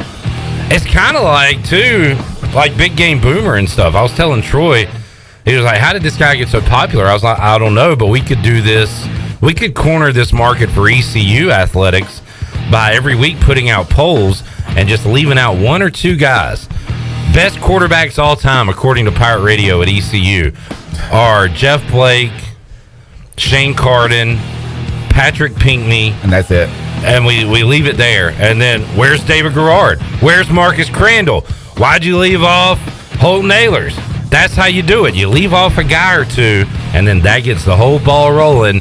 Everybody's so dumb, they'll just keep commenting on it. I gotta use this on my show Tuesday. It's a simple method. If you want to get some interaction, that's all you got to do. Leave somebody out, make a phony list, and it works every time. Yes. And I saw somebody say maybe that's what Madden ratings are doing. Yeah. Maybe they're putting out these numbers to get people talking about Madden, because there's a lot of working. Well, even NFL teams go on their social media accounts, and especially on TikTok. And I know probably a lot of our listeners are not on TikTok, but the team account on TikTok will go up to each player and say, "Hey, how do you feel about your Madden rating?"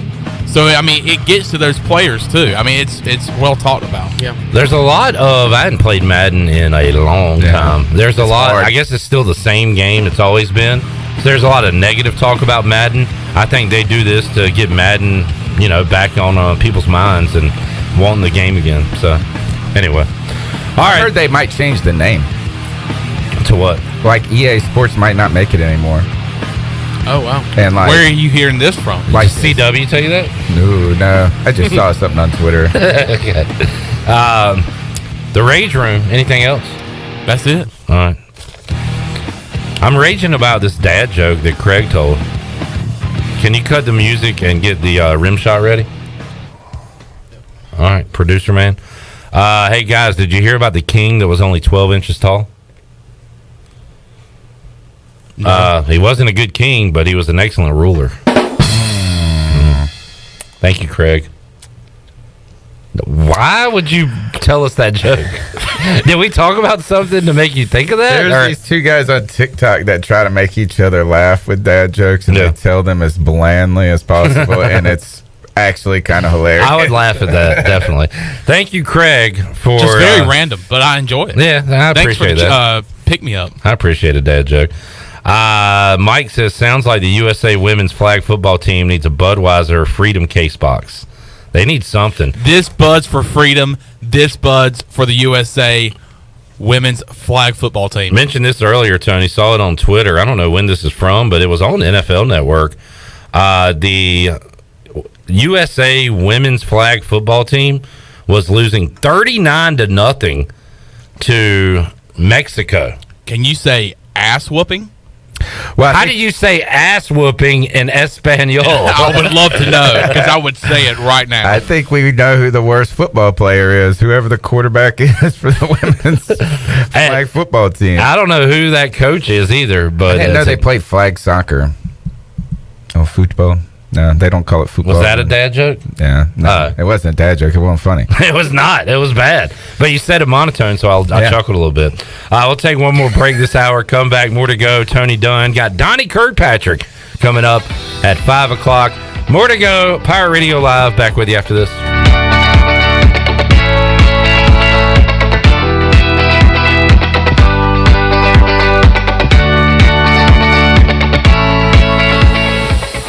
America's favorite light beer, Bud Light, is also the official beer of the ECU Pirates. When planning your fun times at the pool, river, beach, or backyard grilling, be sure to pick up some Bud Light at your favorite retailer. Bud Light carefully brews their beer to be perfect for anywhere there is fun, because when there's fun, Bud Light is there. Have fun this summer, Pirate Nation, and always stay in the game and drink responsibly. Bud Light, the official beer of the ECU Pirates, and proudly distributed by Carolina Eagle Distributing since 1989. Do you need custom t-shirts, apparel, or promotional items for your business, organization, or event? Keep it local. Print it local with University Sportswear. University Sportswear ENC.com is your one-stop shop for all promotional products for your business. With over 1 million items to shop from, University Sportswear ENC.com offers high-quality products at prices to fit any budget. Visit University Sportswear ENC.com for contact information and to get shopping. University Sportswear ENC.com, the official sportswear provider of Pirate Radio. Hey Pirate Nation, this is Kyle Gaines from Washington Chrysler Dodge Jeep Ram. Not only will we feature a great selection of pre-owned inventory for sale, but we'll also buy your vehicle even if you don't buy one from us. Drive a little, save a lot. Give us a call and make a short trip to Washington and let us buy your vehicle today. It is totally worth it. We also service all makes and models at our state-of-the-art service department. Washington Chrysler Dodge Jeep Ram between Greenville and Washington, and Washington Chrysler Dodge Jeep Ram.com. Remember, drive a little, save a lot. Go Pirates. Welcome to US Cellular, where new and current customers choose any phone they want for free. Free? Even the one with 5G and lots of storage? Free. And the one with the latest everything? Free. At US Cellular, any phone you see is free, whether you're a new or current customer. US Cellular, America's locally grown wireless. Terms apply. See uscellular.com for details. We all love using Uber Eats, DoorDash, and grocery pickup. It makes life so much easier. Well, now there is cellular delivery, and the team at Cellular Warehouse has perfected the process. They will deliver your new phone right to your door with all your information loaded on the new phone, and the best thing is there is no charge for this awesome service. And you don't have to waste half the day sitting in a Cellular store. Call Toby Williams today at 252-799-7051 and let his team of experts make your cellular delivery today. Cellular Warehouse, your local U.S. Cellular authorized agent, serving all of Eastern North Carolina. I'm Sam Jones, and for more than 3 generations, my folks have kept the fires burning for Eastern North Carolina Whole Hog Barbecue. At Sam Jones, you'll find our smokehouse pumping out wood-fired meats, cooked fresh every single day. There are no freezers at our place. Everything, and we mean everything, is made fresh daily, including our sides, sweets, and sauces. Stop in and see us, and I bet you'll be able to taste our passion in just one bite. At Sam Jones Barbecue, you'll find plenty of smoke, but no mirrors.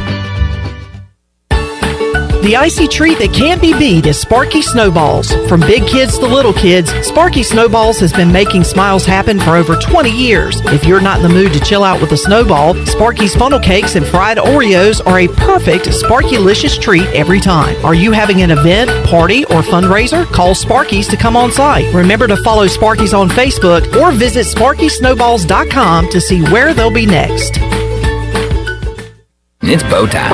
Our biscuit makers know a thing or two about scratch-made buttermilk biscuits. Actually, it's 49. That's right, 49 savory steps. So yeah, we know biscuits like the back of our hand. Because, well, these buttermilk biscuits are... made by hand. Yep, that Southern know-how is our bread and butter. And if you're still wondering what makes a Bojangles biscuit so good, well, just ask your mouth. Yep, that's what we thought. Come celebrate Bo's Buttermilk Biscuit Month with a scratch-made Cajun Filet biscuit. It's bow time. Pirate Radio. It's great to be on. This is an honor. You know, Pirate Radio is kind of a cult following around North Carolina, so I'm excited. The voice of the Pirate Nation.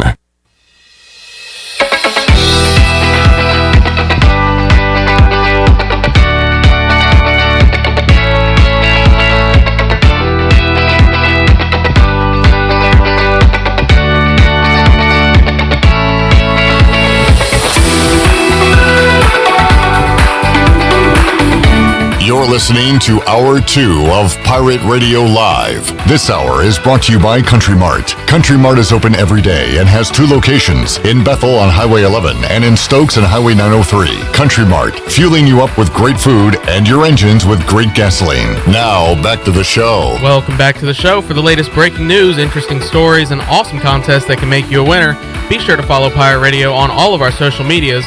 You can find us on Facebook, Twitter, and Instagram at PR927FM.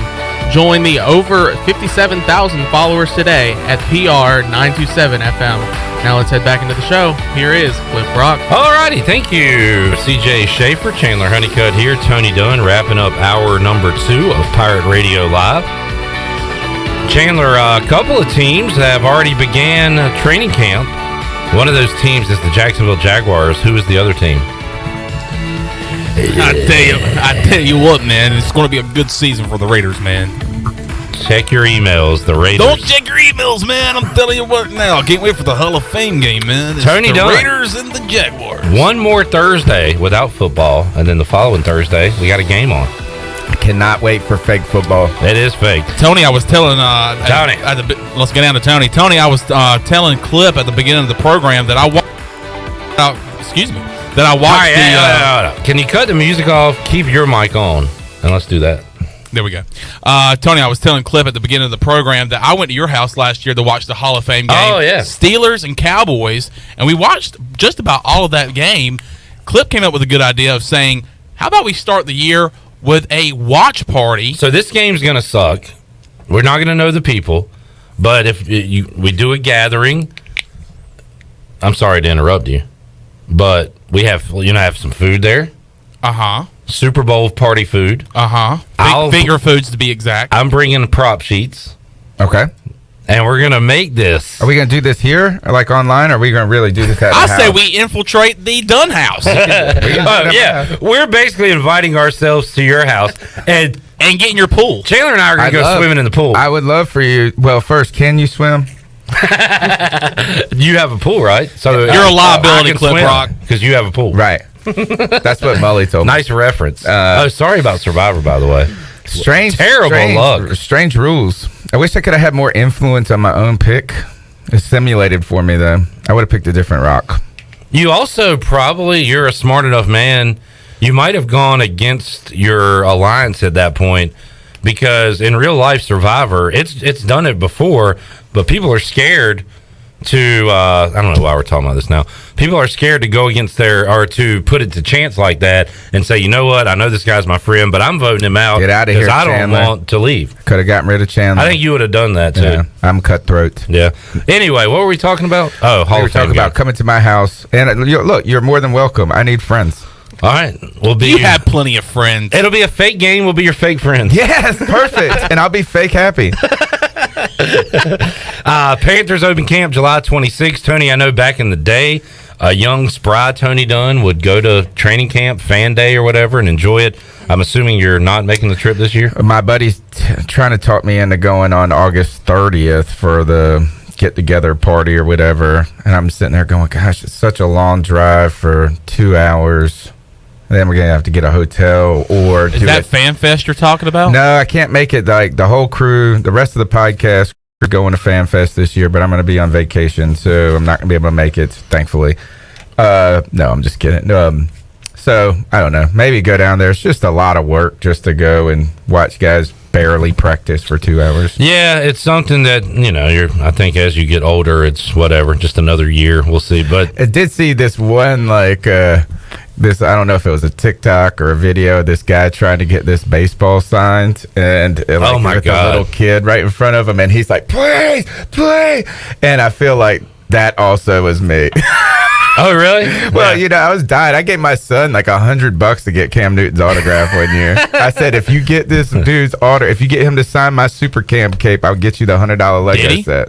He did. How many children would you beat up to get to the front of the line? A whole third grade class. A whole class. All right. Miss Grant's class. All of them. All right, Tony, I guess one serious question before we let you go. You talked about Darnold being ahead of Baker Mayfield, according to Jake Delhomme. You named a lot of names there. How much do you want to see, not necessarily training camp, but like preseason? How much do you want to see Baker play this preseason? I'm just going to stick with my general answer, and that is none. All right. No, I don't want. We asked the same question last year about Darnold. Sure. Yeah. If they're going to appoint him to start, I think this is going to be strange if you put out Mayfield there, then you go Darnold, and then you put Matt Corral with like the bum squad at the end. I almost would just say, Matt Corral, you're starting all the games except for the one quarter we play. The guy that I kind of like that. Start him with the ones for a drive or two, and then maybe get Corral in there with the 2s and 3s. Yeah, I like that. Instead of waiting for them, because we've seen this to so many quarterbacks, and then the internet will take over and be like, look how terrible they are. And you're like, look at how everybody terrible around them looks too. So yeah, true. Yeah, that's a good point. By the way, Baker at the Charlotte FC game the other night. And by the way, shout out to the Charlotte FC, the Charlotte Football Club, beating Chelsea. I'm real turf. I'm about to start bandwagoning, I think, those guys. Tony, C3 Podcast Tuesday nights. Yes, man, we got a lot of stuff coming out. We're bringing back the Beat Check on Wednesday nights, where we catch up with beat writers from around the league, particularly our team, and then whoever throughout the season, whoever we're playing. Friday Free For All, where fans can come on the podcast on Friday nights. So, yeah, man, the more football there is to talk about, the more we will talk on the internet. David Newton coming up on the C3 Panther podcast? I hope so. I saw where he was coming back as the beat writer for the Panthers for ESPN, right? Yeah, they can't get rid of him. He gets all the clicks, bro. I like him. I actually think everybody hates on him, but he asks some tough questions but he is like me. And maybe I like him just because he's like me. He'll like put somebody's wrong picture up and he writes their name or he says their name wrong. Yeah, you can relate. Yeah. All right, Tony, enjoyed it, buddy. All right, man. Thank you. Take a time out. We'll come back. Donnie Kirkpatrick, East Carolina offensive coordinator, joins us when we return on Pirate Radio Live. Back with you after this.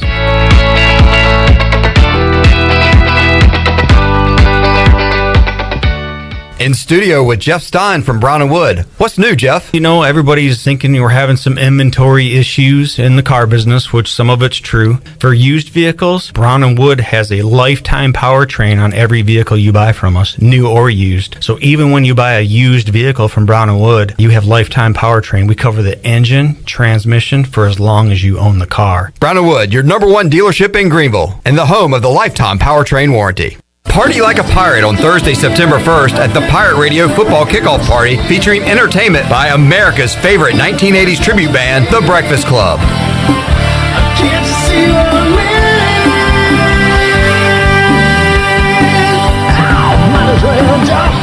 Tickets are available now at pr927fm.com for only $10. All ticket proceeds will be donated to charity. The Pirate Radio Football Kickoff Party is back. Get your tickets today at pr927fm.com.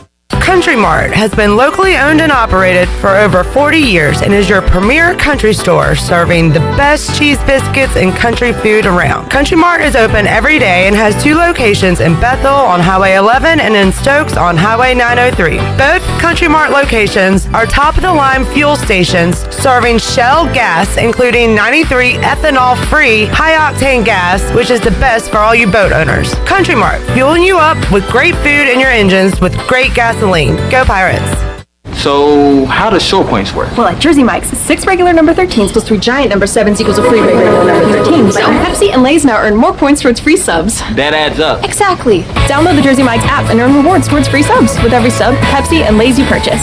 So, how does short points work? Well, at Jersey Mike's, 6 regular number 13s plus 3 giant number 7s equals a free regular number 13. So, Pepsi and Lay's now earn more points towards free subs. That adds up. Exactly. Download the Jersey Mike's app and earn rewards towards free subs with every sub, Pepsi, and Lay's you purchase. Everybody wants to get fit and get in shape. You don't have to do it alone. At Kinetic, we have certified personal trainers that will work with you on your customized workout plan to help you reach the fitness goals you always wanted. Choose either to work one-on-one or with a partner, or quickly burn more calories in our high-intensity fat-burning bootcamp classes while having fun with others at the same time. No matter your fitness level, we can help you get the results you want. Sign up today at kptonline.com. Christie's Europub is the perfect place to relax, grab a bite, and enjoy a drink. Located in the heart of Greenville and just a few blocks from ECU's campus, Christie's offers lunch, dinner, and late night with live music every Sunday. Come and have brunch Monday through Friday from 11 to 3 or Saturday and Sunday from 11 to 4. Scratch cooking takes time, so relax and enjoy a pint at Christie's Europub today. For the latest information, check them out on Facebook, Twitter, and Instagram, or visit them online at christieseuropub.com. This isn't your regular cola, so this isn't your regular cola ad. No beach parties or family barbecues here, just Nitro Pepsi, the first cola ever infused with nitrogen. So forget everything you thought you knew about soda, because that nitrogen gives us a whole new experience. Think an infusion of smaller bubbles for a cola that's got a lighter, smoother texture. And don't get me started on the pour. You don't pour this like any other cola. We're talking turn the can completely upside down and watch as those bubbles cascade into the glass to create a frothy, luxurious foam topping. Can your cola do that? I didn't think so. Unless you've got your own Nitro Pepsi, in which case cheers to your great taste. Because you already know that the only thing better than the pour is the unapologetic cola taste. What else is there to say? From the creamy foam to the smooth texture to its unbelievably delicious flavor, this is cola like you've never had it before. Time to bring your taste buds to the next frontier. New Nitro Pepsi. Smooth, creamy, delicious. This is Pirate Radio, WGHB Farmville, 1250 and 92.7 FM Greenville, WDLX Washington, 930 and 104.1 FM Washington.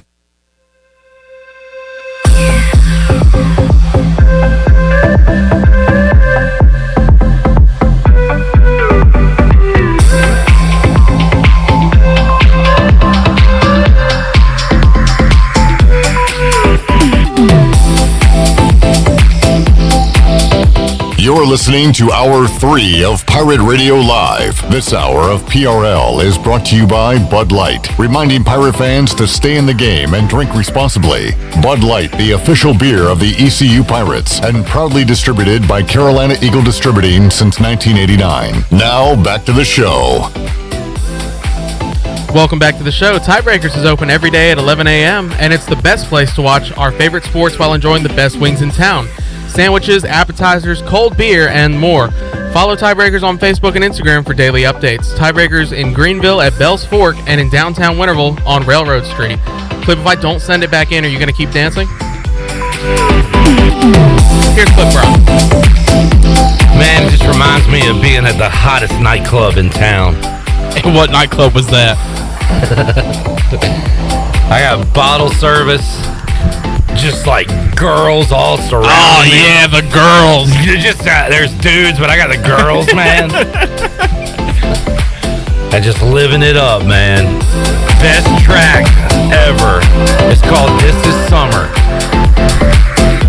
And it's royalty free, so we can play it all we want and not get taken down on YouTube. Did someone say free? As in freedom?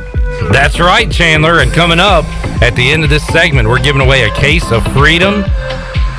Let it ring, folks. A case of Budweiser can be yours if you are the lucky caller after this interview with ECU offensive coordinator Donnie Kirkpatrick, who joins us on the Pirate Radio Live line. We'll get a pre-fall camp look at the ECU offense, and Coach Kirkpatrick joins us today on PRL. Coach, we appreciate your time. How you doing? Doing good, man. Hope you guys are. Yes, sir. Doing good. Ready for some football. And before we talk about the Pirates, yesterday we had Nate Connor, or earlier this week we had Nate Connor, D.H. Conley, head football coach, on the program. And we're talking about the string of quarterbacks and great players that went on to play college sports. And that's a trend that started with Davis Kirkpatrick. Nate Connor said he and his group helped kind of turn around Conley football and turn it into a winner. And we were talking about Davis going on to now being a coach. Can you give us an update on what the former Pirate pitcher is up to these days? Well, Davis is living the dream, man. He's living in Wilmington, North Carolina, and he is the pitching coach and assistant coach and assistant athletic director at Brunswick Community College right now. So he's working under a great guy, Robbie Allen, who's been the only coach Brunswick's ever had there. He started the program, and they're having a lot of success there. And so he's carrying on the family tradition, I guess. Not smart enough to do anything except get into coaching or whatever, but we do have fond memories of Coach Connor over there at the D.H. Conley there. Unfortunately, when my daughter gone to school there, she was a cheerleader. They might have been the worst football team in North Carolina at that time. So she didn't cheer hard enough, Coach. Yeah, I guess not. It was pretty much we'll get ready for basketball season over there. But, Nate and those guys kind of got it turned around a little bit too, and so some good memories there. Nate does a great job. We're very fortunate to have him in this area. So Davis in the coaching game, just like Donnie Kirkpatrick. And Coach, we've talked about this in the past because I remember you telling a story about you playing quarterback. And if I got the story right, I think you said your dad might have been the coach, but for years and years he would tell a story about how they would have won big if the quarterback didn't blow it. And unfortunately, you were that quarterback that he was referring to. So how about you as far as being an athlete and becoming a coach? Is that something you wanted to get into right away when you were done with school, done with playing?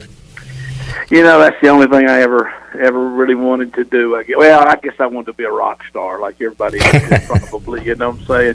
But when the realistic part of it came, I guess I just always kind of wanted to be like my dad. He was my hero, and my dad was just passed away this past May here at 91 years old, and was a high school coach for 35 years, won over 200-some games, a couple of state championships, and then the Hall of Fame here in North Carolina. And so I guess he was a great role model. He always made it look like a lot easier than I later found out that it was, but he made it look like it was a lot of fun. And so really the only thing I wanted to do, and I wanted to play as long as I could play, and that wasn't that long really, but through college we had a good run at it, and then I did the route of the GA stuff like that too. So it's been good to me. It's been good to my family, and fortunately, East Carolina's been a big part of that.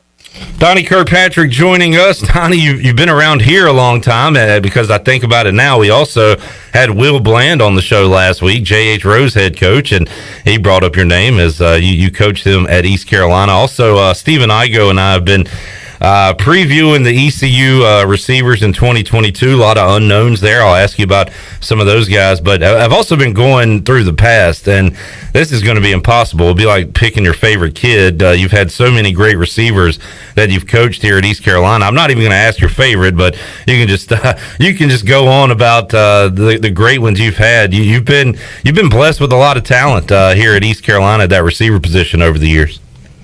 I really have. I can still remember coming here in 2005 and getting hired by Skip Holtz, and I really wanted to come to East Carolina. I was at Western Carolina. That was great as well, but that was a move I was really wanting to make, and I'd interviewed with him, and I waited, and he didn't call me back for a couple of days, and finally he called. He said, I got some good news, and he said, you're going to offer you the job. The bad news is you're going to be the receiver coach. We're not very good at wide receiver here right now, so you better get ready. But that didn't turn out to be true for very long. We signed Andre Allison, that signing class, and Andre came in and changed things from the very first game. I think he went for like 10 catches, 150-some yards, a couple touchdowns against Duke in that first game, and that was a great game that we were fortunate to win, and then, Bobby Good kind of emerged a little bit. And Kevin Roach kind of came along, and then Steven Rogers came, and they were all really good players, not to the professional player like Andre was, but he kind of got us rolling. And then, it just kind of exploded from there. Dwayne Harris came, and, like you say, we've had a really good run. It's almost too many for me to think back at, but I know that, even before that, there'd been really good receivers here, I think, before East Carolina's one of those type schools. But I was very fortunate in the 11 years I was here the first time. It was a great job to be the wide receiver coach. And then when Lincoln came in and we went to more of the air raid, it really became a great job to be the receiver coach because those guys were, really, really catching a lot of balls. That was a fun deal. So now back as the quarterback coach, we got a good run going, I think, with quarterbacks, although it's only been one guy, since we got here. But I think we're going to continue to have those guys. And it's going to be a big challenge this year for our receiver corps because we're going to have some new faces out there. But I do believe that we're going to be pretty good there. Donnie Kirkpatrick joining us. Donnie, you got to change with the times, and you know that especially as a coach. But I remember when East Carolina first introduced the inside and outside receivers coach, and I was like, "Well, what is this? What is this football? What is this inside outside receivers?" And of course, now everybody in the country is doing it. At the time, it felt kind of weird to me, but offenses change. The way you try to beat a defense changes, and man, that's probably happened a lot during your career. Offenses and trying to beat the defense, and defense is trying to keep up with all these crazy offenses out there. Yeah, when Lincoln and Ruffin came, it was the Mike Leach, which had really been the Hal Mummy system, which really was just a version of the old Brigham Young stuff, back from the day, and then even Bill Walsh stuff with the West Coast offense, and because they didn't play with a tight end. So when Lincoln and those guys got here, they'd never lined up with a true tight end in a normal set, only in like maybe goal line or in some short yardage, and really not very much then. And leaving with Coach Holtz's system, we had quite a few good tight ends at that time. And one of them left and transferred with Skip or whatever, but we had big Justin Jones and then Michael Bird, some other guys like that, and Lincoln fell in love with the tight end. So at that time, though, there were really no tight ends, so you just had all receivers out there. So you didn't need a tight end coach, so you just had an inside receiver coach. You had an outside receiver coach. The inside receiver coach did handle the tight ends when they were there, and then, of course, Bryce Williams came on, and then, we really Link fell in love with all that, and he's used that at Oklahoma, and I'm sure he will at Southern Cal now. They're using tight ends and stuff like that. We've gotten away from that now. We've kind of, in one time with Fontel, we kind of went back to a tight end coach.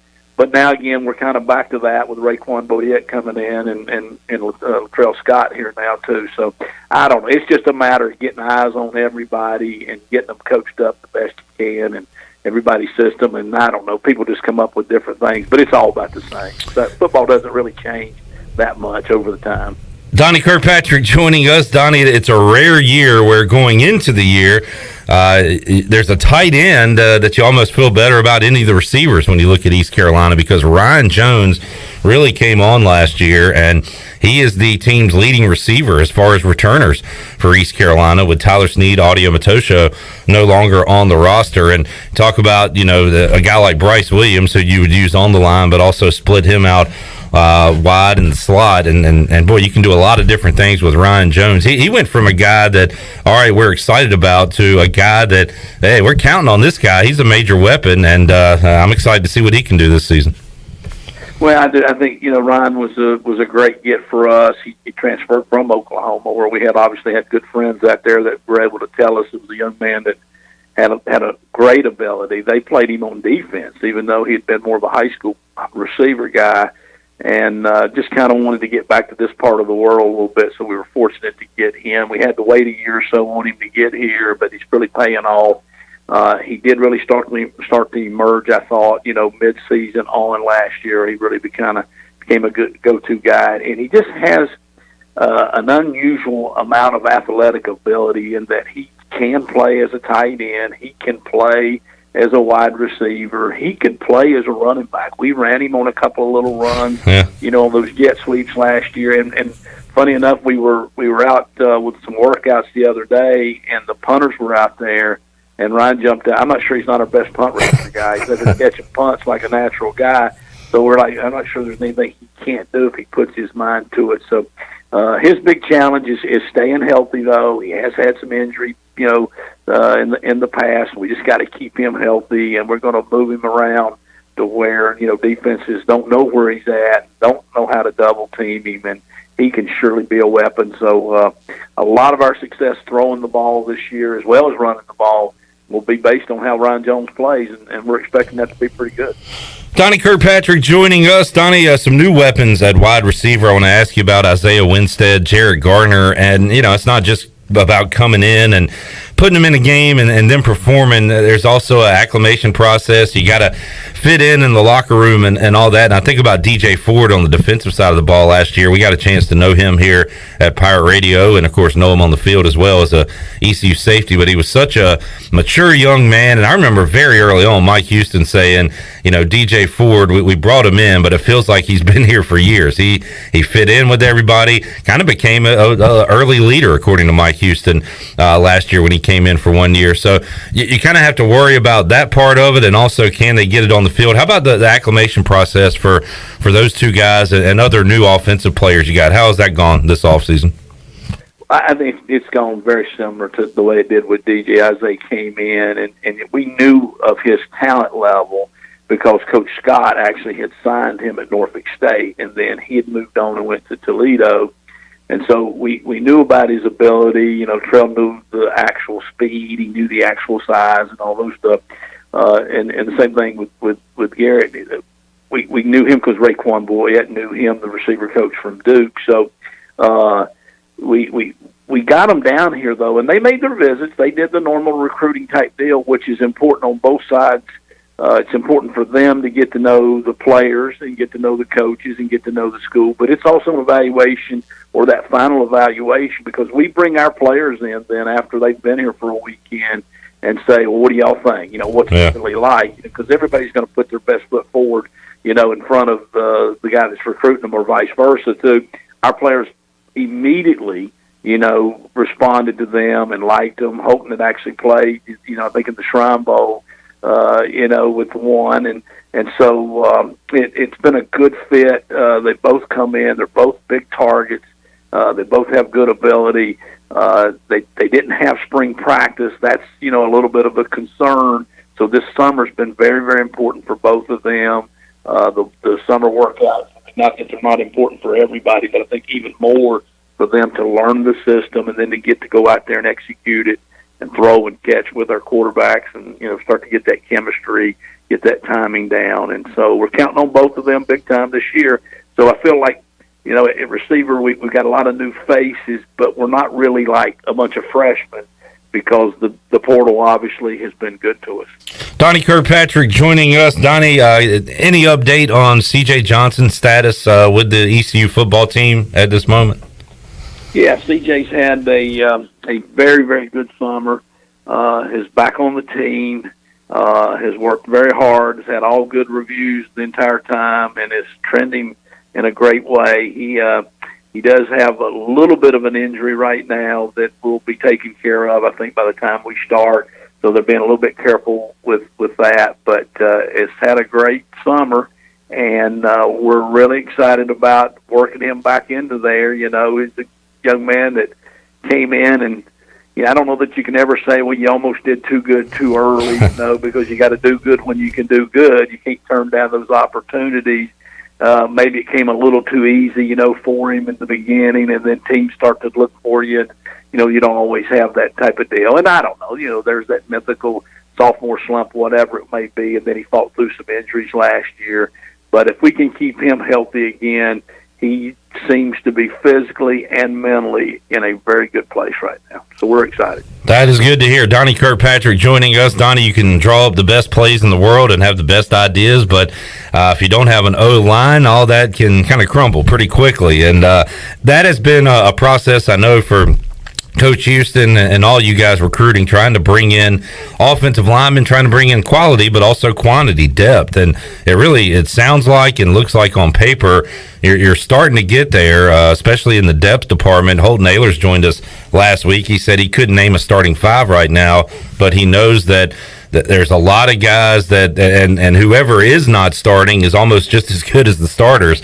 So that's a good problem to have there for Coach Shank and you guys on who to put on the field. But you've got some returners there, some newcomers as well, and I guess the tagline is the best offensive line since Mike Houston's been here. Is that fair to say? Oh, I think it definitely is. I think when we got here, whatever that was, 3.5-4 years ago, the biggest problem we had probably was on both sides of the line of scrimmage. I had been here, again, you hate to keep going back to that, but, when we had won, especially when we had won with Coach Holtz, we were the best up front on both sides of the ball. The offensive line-wise, C.J. Wilson and that whole crew on defense was absolutely incredible. And the game is more open. It is more spread. It's a little more high scoring than it was decades ago or whatever. But the game is still won up front because your skilled people don't get a chance to do all that stuff if you don't block nobody. And if you're getting blocked, obviously you're not going to stop anybody too. So we've really totally rebuilt both sides of the line of scrimmage, I think. And I think it's taken this long though for us to get to the level of talent and, like you say, the depth, because you have to have both. We fought through more injuries here in the 3 seasons than I can ever imagine, and so hopefully we're in for a good streak here. But if we do have injury, which is obviously a part of this game, I do think we finally got the depth, and I think Holton's kind of right. I don't know that Coach Shankweiler could give you a definite who's going to roll out there the first 5 for that first game. He's got 8 or 9 possibilities for those 5 spots. And then he's got some other good possibilities for guys that are going to be strong second-team type players, which you also got to have. So we do have some returners, though. Avery Jones is coming back at center, and that was his first year moving to center. He did a really, really good job. I think he's got a good future there. It was an adjustment to then have to snap the ball and then go block instead of just fire off and go block. Year 2 should even make that an easier type thing for him, I think. Rashad Struthers has played a lot, so we're excited about him being back. Noah Henderson, when healthy, is as good as a lineman there is in the country, so that's a big thing. Hopefully he'll be now, got his strength back, got his stamina back, been injury-free now, for a while. Last year it was kind of is he going to practice this week? Is he not going to be able to practice this week? He's going to have to rest. Well, you're not ever going to play as good if you don't practice. Bailey Malkovich coming back, it'll be fun to see. He's big again, because Billy can be Big Bailey, he can be Small Bailey. Yeah. He's back to Big Bailey right now, which he's got to be. He has to work hard to stay that big, that thick. He's a big, tall guy. So anyhow, there's a lot of guys like that we're excited about coming back, but they've got some good new guys in here that are really going to push them. You mentioned Avery Jones. I believe Holton said this will be the first year he goes into the season with a center that he was familiar, the same center from the previous year. So back-to-back years with the same center, and it sounds like a little thing, but little things add up, right, Coach? I mean, that continuity on the O-line, these guys getting game reps together and playing for years together, That's important, and that's something that East Carolina has built here now with a lot of familiar faces, and of course you mentioned some new faces as well. But that continuity is a big deal when it comes to the O-line, right? Yeah, it really is, and it's kind of like the quarterback throwing to the receiver. The center in the shotgun offense, which is what today's world is that's the first thing. I don't know if anybody realizes how important that is, the timing of the snap and the location, because if you snap it over here to the right or over here to the left, the quarterback's having to bend or reach up for it, it throws the entire timing of the running game out or any kind of play action or any kind of RPO out or throwing any type of a quick game, with that situation. And then just the cadence and then the idea of the defense, which the quarterback and the center work kind of hand in hand on identifying, what type of a defensive front are they in, because everybody's so multiple defensively now. They're 3 down, but they're 3-4, but then they're 3-3. Now everybody's got a 4 down out of that, and they don't have to sub. So it used to just be people would go nickel and dime in the secondary. Now people are doing so much with the front 7, different looks. So you have to identify the defenses differently. So you know how to do pass protection. You know how to get your blocking rules. And so the quarterback and the center have to work closely together. And when you don't have any consistency there, that doesn't go nearly as smooth. Donnie Kirkpatrick joining us. Just to hit on the running backs briefly, we've talked a lot, obviously, about Keaton Mitchell and Rajay Harris, and you can't say enough good things about those guys. But how about next up? I mean, it was amazing last year, Coach. You guys were able to split it nearly 50-50 with the touches with Harris and Mitchell, and credit to those guys, credit to the training staff, and to you coaches for them, playing a season healthy. A little luck is involved in that too. But you need more than 2 guys. You need 3 or 4. So who are those guys behind the dynamic duo when you look at Pop McKay or Camaro Edmonds or any of the newcomers at running back that you're excited about? They could see the field this season. Well, I think it is those guys. We brought Camaro Edmonds in, who transferred from another school here in the state. He's a local guy from Havelock, which everybody that would know anything about Eastern North Carolina knows what a great high school program Havelock has. And Avery Jones and Shad Struthers, 2 starters for us, are from there as well, doing well. So we really hope that he will emerge as that third back, or that back that can come in and play if somebody gets banged up a little bit. Like say Martin Gunn and Pop McKay would be the other guy. So we were just working on some of the practice scripts and the practice plans for preseason camp early this morning, and we were going through and how many reps we're going to get, and we were saying with Coach Houston, we got to get a few more reps here that day, because we got 3 other backs that need to show what they can do. So that's going to be a good battle for this third position. Like I say, got 2 good established guys. We'll try to have them ready. We're going to try not to overdo them in preseason camp, knowing that they can be ready to play, because they've already got a lot of experience and a lot of carries. But those other 3 that you mentioned there are going to get a lot of work. And I don't know how it's going to fall out, because they all have some unique skills, but somebody will emerge, I think, by the end of preseason camp. And finally, Coach, usually we start with quarterbacks, but we'll wrap it up here with the quarterback position, and Holton Naylor's back for another year. I don't know, what did you want him to work on the most this offseason, Coach, to make improvements for his game, not only as an individual, but for the entire offense? And, what has he done this offseason to make himself a better quarterback going into his final year? One of the big things that we addressed at the end of the season was, and we kind of addressed it last year, and we started, but we didn't do a good enough job of it, was still trimming down a little bit. We wanted him to get a little quicker, a little bit more explosive. I think, not just in the run game, but in the run game, I think we got some depth there. I think he can feel free to run a little bit more. We can call some more quarterback runs like that, but I want him a little quicker, a little more explosive. He's been very good as a straight-ahead runner. We'd like to see a little more zag out of him a little bit. So he's cut some weight. He's really in good shape, and he's really worked hard on those type of things, not just out throwing and doing all those type of things. I think for the most part, first year or 2, we worked a lot on his throwing motion, shortening it up, being a little bit more of a tight circle, being a little more consistent, a little bit more accurate, which I think he's done that. So we just continue to emphasize those things like that. But we're just trying to get rid of the ball a little bit quicker. That's where the center comes into play a little bit, the consistency of that in the quick game. And then just trying to understand that he doesn't have to do it all. We've got some people around him now that can make plays. Don't force it. Take what they give you. We'll have enough talent that we'll get those big plays eventually, but you be a little bit more patient and just don't force things.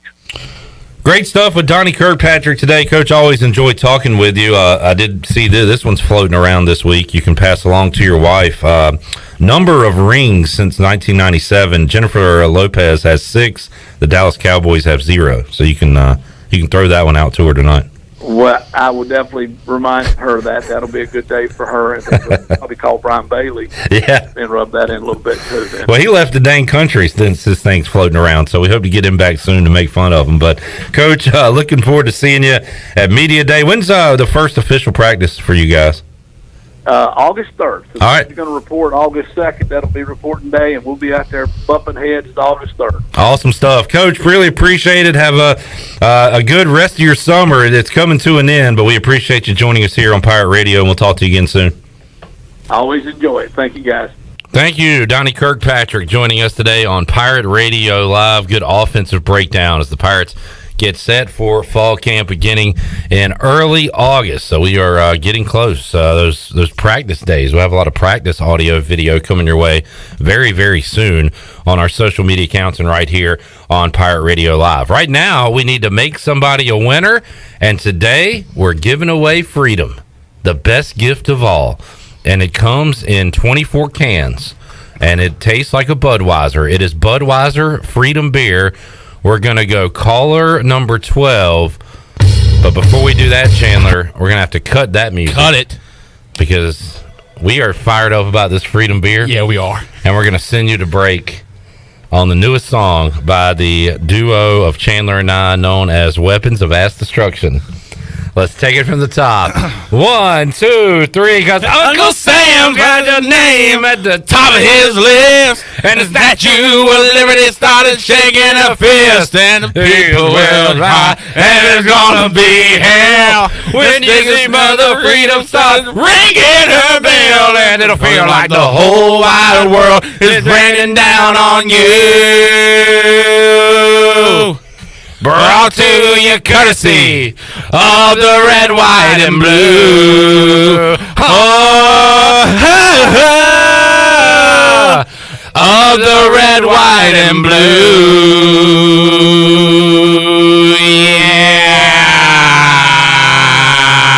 Yeah. Caller 12, 317-1250. We're back after this.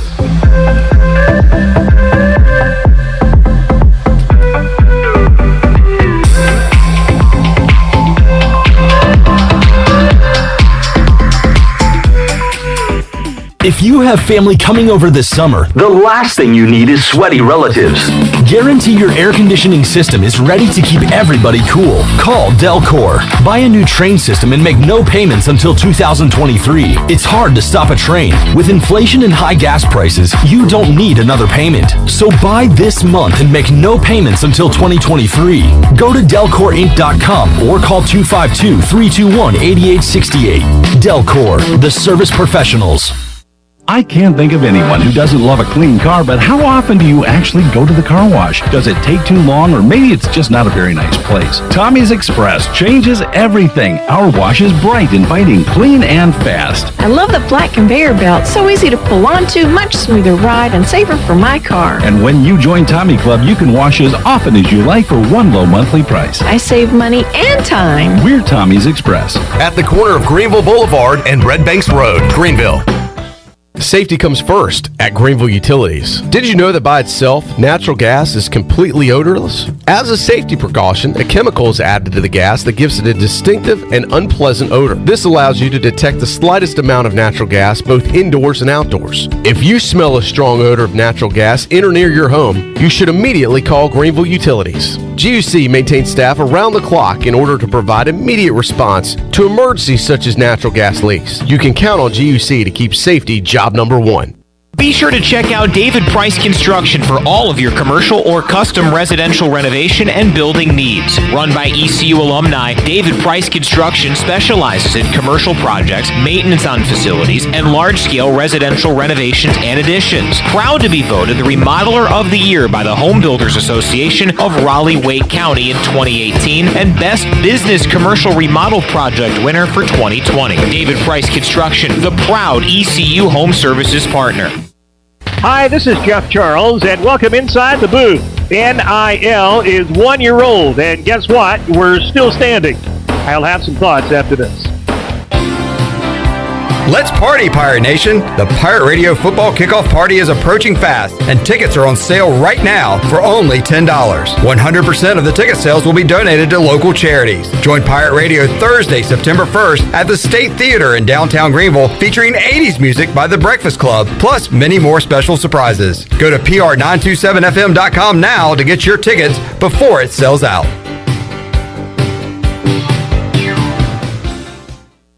A funny thing happened this morning. The sun came up. The world did not spin off its axis, and NIL, name, image, and likeness, celebrated its first birthday. Paying college athletes has not been the demise of intercollegiate athletics. The industry generates $19 billion per year, and for years, it had a free labor workforce.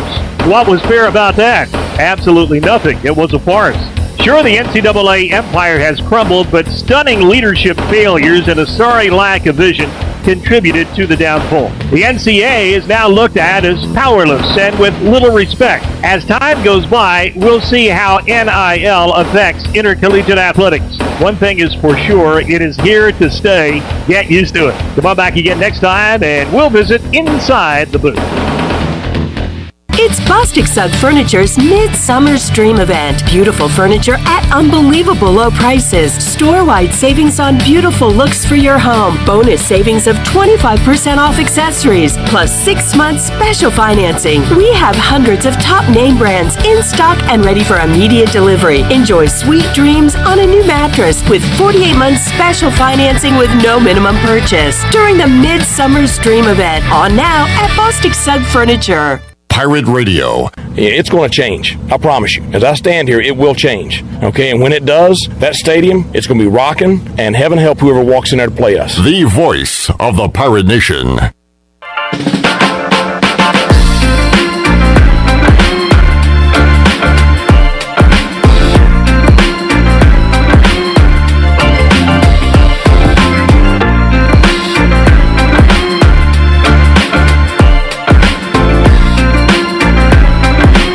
You're listening to Hour 3 of Pirate Radio Live. This hour of PRL is brought to you by Bud Light, reminding Pirate fans to stay in the game and drink responsibly.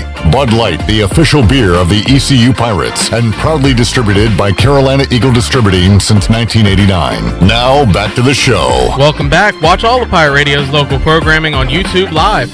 Go to YouTube and search for Pirate Radio TV and subscribe today. Watch Pirate Radio Live Monday through Friday, 3 to 6 p.m. and the Bud Light pregame tailgate and U.S. Cellular 5th quarter on game days. Just go to YouTube and search Pirate Radio TV and subscribe. And before we head back into the show, I'd like to congratulate Drew Beecham on winning... What did he win? I forget. He won freedom. Freedom in a can. 24 freedoms to be exact. Budweiser Freedom, let it ring. It is the 24 pack of Budweiser Freedom beer. And Drew Beecham, I answered the phone. He is a great American. He told me so. He also said, he just said the words bald eagle, which really proved to me he is a great American. American through and through. Congratulations to Drew Beecham. And if you didn't win, hopefully you'll take my inspiring message that I gave you while I was on the phone with you briefly. Chad Moore had the dialing fingers ready. I just saw him tweet that he said, I may not have won today, but I did get a God Bless America and found out Clip's favorite animal is a bald eagle. And that made calling in worth it. So thank you, Chad, for trying. No freedom for you this weekend, as you will be locked inside your home. But maybe next week you can win a case of freedom, because we got more freedom to give away here, folks. How are y'all Freedom Boys doing over there? I'm doing fine. I just want to sing again. Oh, are we supposed to sing again? I thought that's what was implied. We don't have to. I didn't pull up the lyrics to the song, so you would be doing him a disservice at this point. I don't know if I got another one in me, man. Well, you know what? You don't have to, but I will say this part. All right. Justice will be served and the battle will rage. This big dog will fight when you rattle his cage. And you'll be sorry that you messed with the U.S. of A. 'Cause we'll put a boot in your ass. It's the American way. Hey, Uncle Sam's got your name at the top of his list. And the Statue of Liberty started shaking a fist. And the eagle will fly. And it's gonna be hell when you hear all the freedom started ringing a bell. And it'll feel like the whole wide world is raining down on you. What is this brought to you by? Brought to you courtesy of the red, white, and blue. Oh, of the red, white, and blue.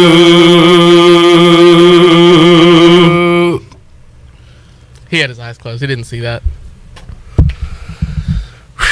God bless America. Man. And God bless Budweiser. And God bless Drew Beecham, our winner today of freedom. All right, let's head out to the Pirate Radio Lifeline. Talk to Mark Greeny. You still there? Mark Greenhelds, Golf Shop Radio Show, joining us to talk some golf, some football, and more. Greeny, how you doing on this Friday? I'm doing great. Cliff, how are you doing today? Hey, doing fantastic. Looking forward to sports weekend, baseball back. We got football talk going on from now until February, which it's year-round, and some golf being played as well. I want to start with the football, Greeny. Got ACC Media Days going on, and as you look at Clemson, the solid year last year, just not up to the standard of Clemson. They're not in the college football playoff, so I guess you could look at it as a disappointing year with 3 losses on the slate. I think there's like 125, 30 teams that would have taken that record last year. But how about coming back this year? The expectation, is it to get back to that playoff? Is it to win the ACC? What are the realistic goals for the Tigers this year? I think it's definitely getting back to the championship 4, and that's the way you got to look at it. And last year, I mean, you look at the losses that they had, and they basically couldn't move the ball against Georgia. Quarterback play had a horrible game in quarterbacking. I mean, DJ basically handing the ball to the Pitt defender coming up the middle for a touchdown. You lose that game on the road, quarterbacking. And NC State, you could hit the broadside of a barn with anything that you threw, quarterbacking. So, it comes down to that. I think the defense actually should be better than last year. I mean, a lot of injuries that they had on the defensive side of the ball. They've got, I think I've seen like 8, 9, or 10 guys that they can rotate on the defensive line. They've got some solid linebackers. They got great secondary experience coming back, especially in the safety position. For them, I think for Clemson, the question becomes, obviously it's quarterback, but it's a little bit of the offensive line up the middle. You've taken one of your guards, moved them to center. The 2 tackles are pretty solid. So the 2 guards are going to be the ones to watch. And, is there a big push up the middle? Are they able to sustain that and give DJ some time? If DJ's not cutting it, what's Cade Klubnik look like? So I think from a defensive side of the ball, no worries. I think there's going to be a smooth transition from coordinators, from Venables. And I think on the offensive side of the ball, I had grown very tired of the play calling anyway, so I'm glad we get a fresh new start with somebody who played quarterback running the show. So maybe it'll be a little bit different, and maybe DJ will have a little more success. If not, I think you roll Cade in there and see what happens. Yeah, I was going to say that a lot of Greeny's comments there directed towards the offensive side of the ball. That's because Clemson last year, in a 3-loss season, allowed 14 points a game. So that side of the ball, and a new coordinator, that's a good name, good thing to bring up. But you feel pretty good about that you're going to bring defense to the field every Saturday, right? Yeah, and I think, you always wonder when somebody like a Brett Venables leaves, and, you wonder how you're going to backfill that. What's going to happen? If the defense doesn't perform, do you stop getting recruits? Well, they're still getting recruits, big-time recruits on the defensive side of the ball. I mean, you got to remember, too, at one point, that as good as that defense was playing last year, I'm sitting there watching the bowl game, and I'm seeing 4 starters that started the Georgia game in the bowl game are standing in street clothes on the sideline, and they're still shutting down whoever that they're playing. So, I think from that standpoint, I think if the defense acts and plays like it should, and I think you might see a little more aggression out of this defense. It seemed like Venables was more of a kind of sit back and let's see what happens and be aggressive when I need to. I think you're going to see a lot more aggression. I think this defense is built for that because they have a lot of depth in this defense. And I think that's what you're going to see from Clemson this year. And, that's been one of the hallmarks of Clemson is how deep that they have been over the years. And that was kind of neutralized last year because of COVID. Everybody was deep last year. So you get a lot of graduations going on. Maybe people aren't as deep this year, but I think Clemson, especially on the defensive side of the ball, is very deep. Mark Greenhelds, Golf Shop Radio Show, joining us, talking a little football here on a Friday. And Greeny, last Friday on the show, myself and 3 others picked teams that missed the playoffs in the NFL last year to make the playoffs. 3 out of the 4 selections were from the AFC side of things, with Denver, Indianapolis, and also the Chargers. If teams make the playoffs this year that missed the last year, that means we got to bump somebody out from last year. One of the candidates could be your New England Patriots. How do you feel about them as we sit here, a week away from training camp, about the Patriots' chances to return to postseason? Again, I think it's going to come down to what they let Mac Jones do. You had a whole bunch of new guys. They've obviously, I think, I saw an article the other day where somebody's like, the offense is essentially the weapons are the same. Well, it's the same guys. You've now swapped in Devontae Parker for N'Keal Harry. So I think that was a good trade out. You've got some of these tight ends that are going to be in year number 2 of this system. I think they've solidified their offensive line. I think their running backs are in good shape. So I think offensively, it's really, when you look at some of the numbers that Mac put up, I mean, he was good in a lot of categories. It just didn't seem like Josh McDaniels was letting him do a whole lot. So now in year 2, I mean, he's been out working with all of his receivers and tight ends and all through the summer, and he's gotten bigger, he's gotten stronger, and I think you might see a little bit different from Mac Jones from that standpoint. But yeah, I think that, it's become more difficult. Can Cincinnati sustain where they were? Obviously Buffalo's had some changes in their coaches. Can they all mesh and figure it out? Tennessee, people are talking about Tennessee going backwards and maybe Indianapolis going forward. You still think Cleveland's going to be in trouble without really a quarterback potentially for half the season.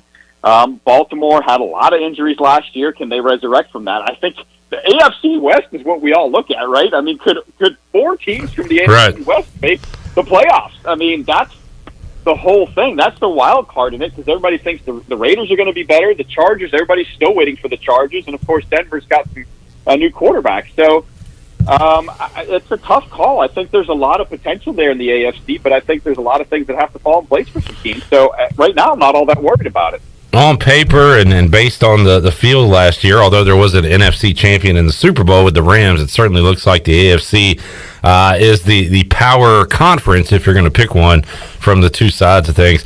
Mark Greenhelds, Golf Shop Radio Show, joining us. Greeny, no HB3 this weekend. Did see that the Wyndham is coming up August 4th through the 7th, and Harrell will be participating in that. So we got the PGA Tour coming to North Carolina here in a couple weeks. Yes, always a great event, the last event of the regular season. So those that are inside the number, the top 125, are trying to hang on for dear life, and those outside are trying to work their way in. The funny thing is you only usually see a couple. A couple get in, a couple slide out, so there's really not a whole lot of volatility there. But it is interesting to watch, and it's kind of setting yourself up. You got some guys that maybe go over and play in the Open Championship. They take a week off or couple weeks off, and then they roll out into that event. So they always have a pretty solid field for that event. And the last couple weeks we haven't. We've had the Scottish Open and the Open Championship, so that the 2 opposite events of those were a little weak. The John Deere before that was traditionally before the Open, and now it was 2 weeks before the Open, so they had a little bit of a weak field for that. Not a lot of guys playing this week after coming back maybe from 2 weeks over at the Scottish and the Open Championship. So the fields have been a little off, so you might actually see a nice pickup for the Wyndham this year. What are you keeping an eye on, if anything, this weekend at the 3M Open, Greeny? You got any? You make any picks for this one? So, Clip, I am on a 3-in-a-row run here. Okay. I had JT Poston as one of my picks in the John Deere. I had Xander Schauffele in the Scottish Open, and I had Cameron Smith last week at the Open Championship. So this week, I got two of my guys that I'm watching right now. I have Callum Tarrant, the Englishman, who is 8 under through 17 holes today, 2 shots out of the lead, and I got Tony Finau, who's already in at 7 under par, 2 shots out of the lead. So I'm going for a 4-peat this week. Mark Greenhelds on an absolute tear, folks, and you got the guys you have right now at the time of this recording, 3rd and 4th on the leaderboard. So looking great shape heading into the weekend. Good stuff. Greeny, what you got on the docket for Saturday's edition of the Golf Shop Radio Show? This is a busy show. We're gonna kick it off with Bill Bender of the Sporting News. Then we're gonna talk to Andrew Wantuck, who helps on the Golf Pass side of things. So Golf Channel's Golf Pass. A new show called On Tour, On Course, where they follow comedians and, guys that play golf and what they do on their off time, going out playing a little golf and then taking them right up to when they walk out and grab the microphone to start their show. So an interesting show. We'll touch base on that.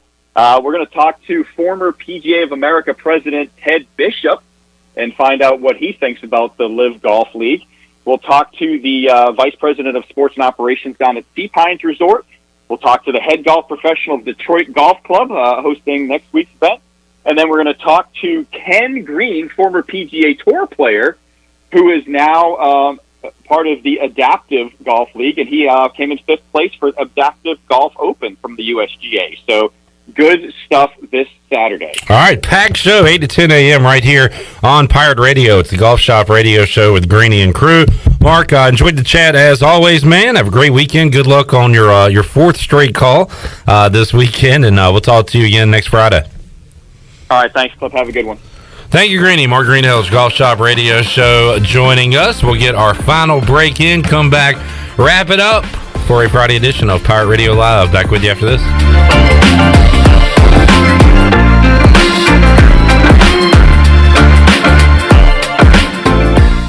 Hey, Troy D here with my good friend Kelvin Rawls from Pest Tech. Kelvin, I just want to thank you and Chris and all the great folks at Pest Tech for such awesome service. You totally eliminated the mosquitoes in my backyard, plus the fire ant problem I was having in the yard. Hey, you're certainly welcome, Troy. I have heard the same thing from all of our customers through the year of COVID. With everyone being home, they want to enjoy the outside and being mosquito, fire ant, and pest-free. Enjoy all your property from the kitchen to the curb. Visit pesttechofgreenville.com today for complete service. Your first stop for shopping is at Shimmer Boutique. This is Ashley from Shimmer. We are fully stocked with the latest apparel, shoes, and accessories and more. If you need gift ideas or some shopping therapy for yourself, stop by today. Looking for the hottest shoes on the market? Shimmer has the biggest selection of Hey Dudes anywhere. Shimmer has the newest Yeti products and colors. Want this year's most popular bag? Shimmer has a great selection of all your bog bag needs and accessories. Shimmer in Greenville, Winterville, and Jacksonville.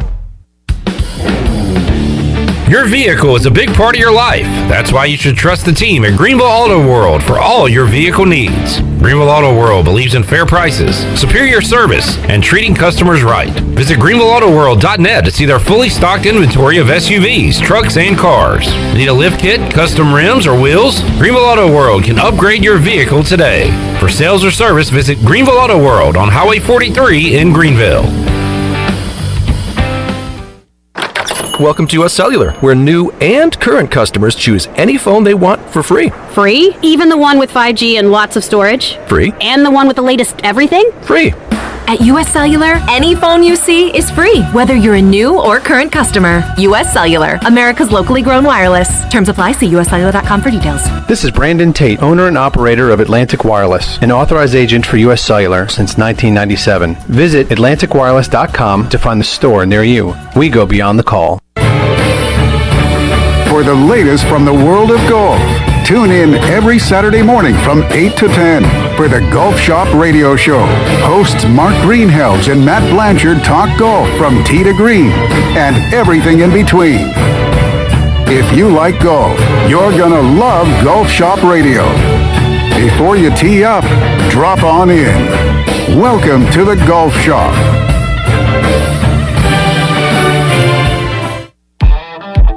Pirate fans, get ready for a winning season and team up with Quality Equipment, your local John Deere dealer and proud sponsor of the ECU Pirates. When you do business with us, you'll get things done right. We're proud to offer a large selection of new and used John Deere equipment, a fully stocked parts department, and a highly trained staff who is here to support you throughout the life of your equipment. So get quality done right before every ECU game day and visit QualityEquip.com. Ahoy, mateys! It's Captain Jack Spare of R&R Tire Express. We're here to serve our pirate community by offering easy payments for easy ownership. For you landlubbers, R&R will install a new set of tires for just $20. $50 installs new custom wheels and tires. To learn more about R&R, stop by 3920 US 264 or rnrtires.com. When I need jeans, I order online because I know exactly what I want. They have just one moving part, and if there's something wrong, I exchange them. Buying a vehicle, especially pre-owned, is way different. Lots of moving parts. You don't want to get stuck. For a worry-free purchase, visit Phelps Chevrolet. We've been here in town a very long time. You know us. You know we stand behind everything we sell. Phelps Chevrolet in Greenville. Come get you one. This is ECU assistant football coach Roy Tesh, and you're listening to Pirate Radio, the voice of the Pirate Nation.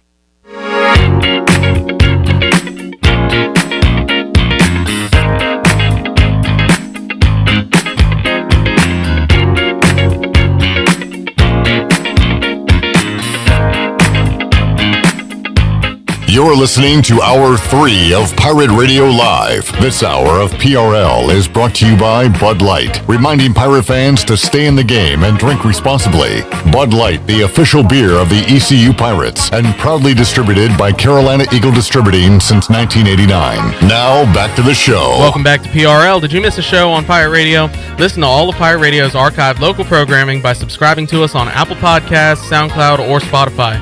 Subscribe today by going to the podcast app on your iPhone or your Apple device and search for Pirate Radio Audio Archives. Now let's head back into PRL. Here is Cliff Rock. All right, gentlemen, great job today. Big shoes to fill with Shirley Rhodes out, and I'm going to say you filled them well, and you filled them with 100% class. And freedom. And a whole lot of freedom.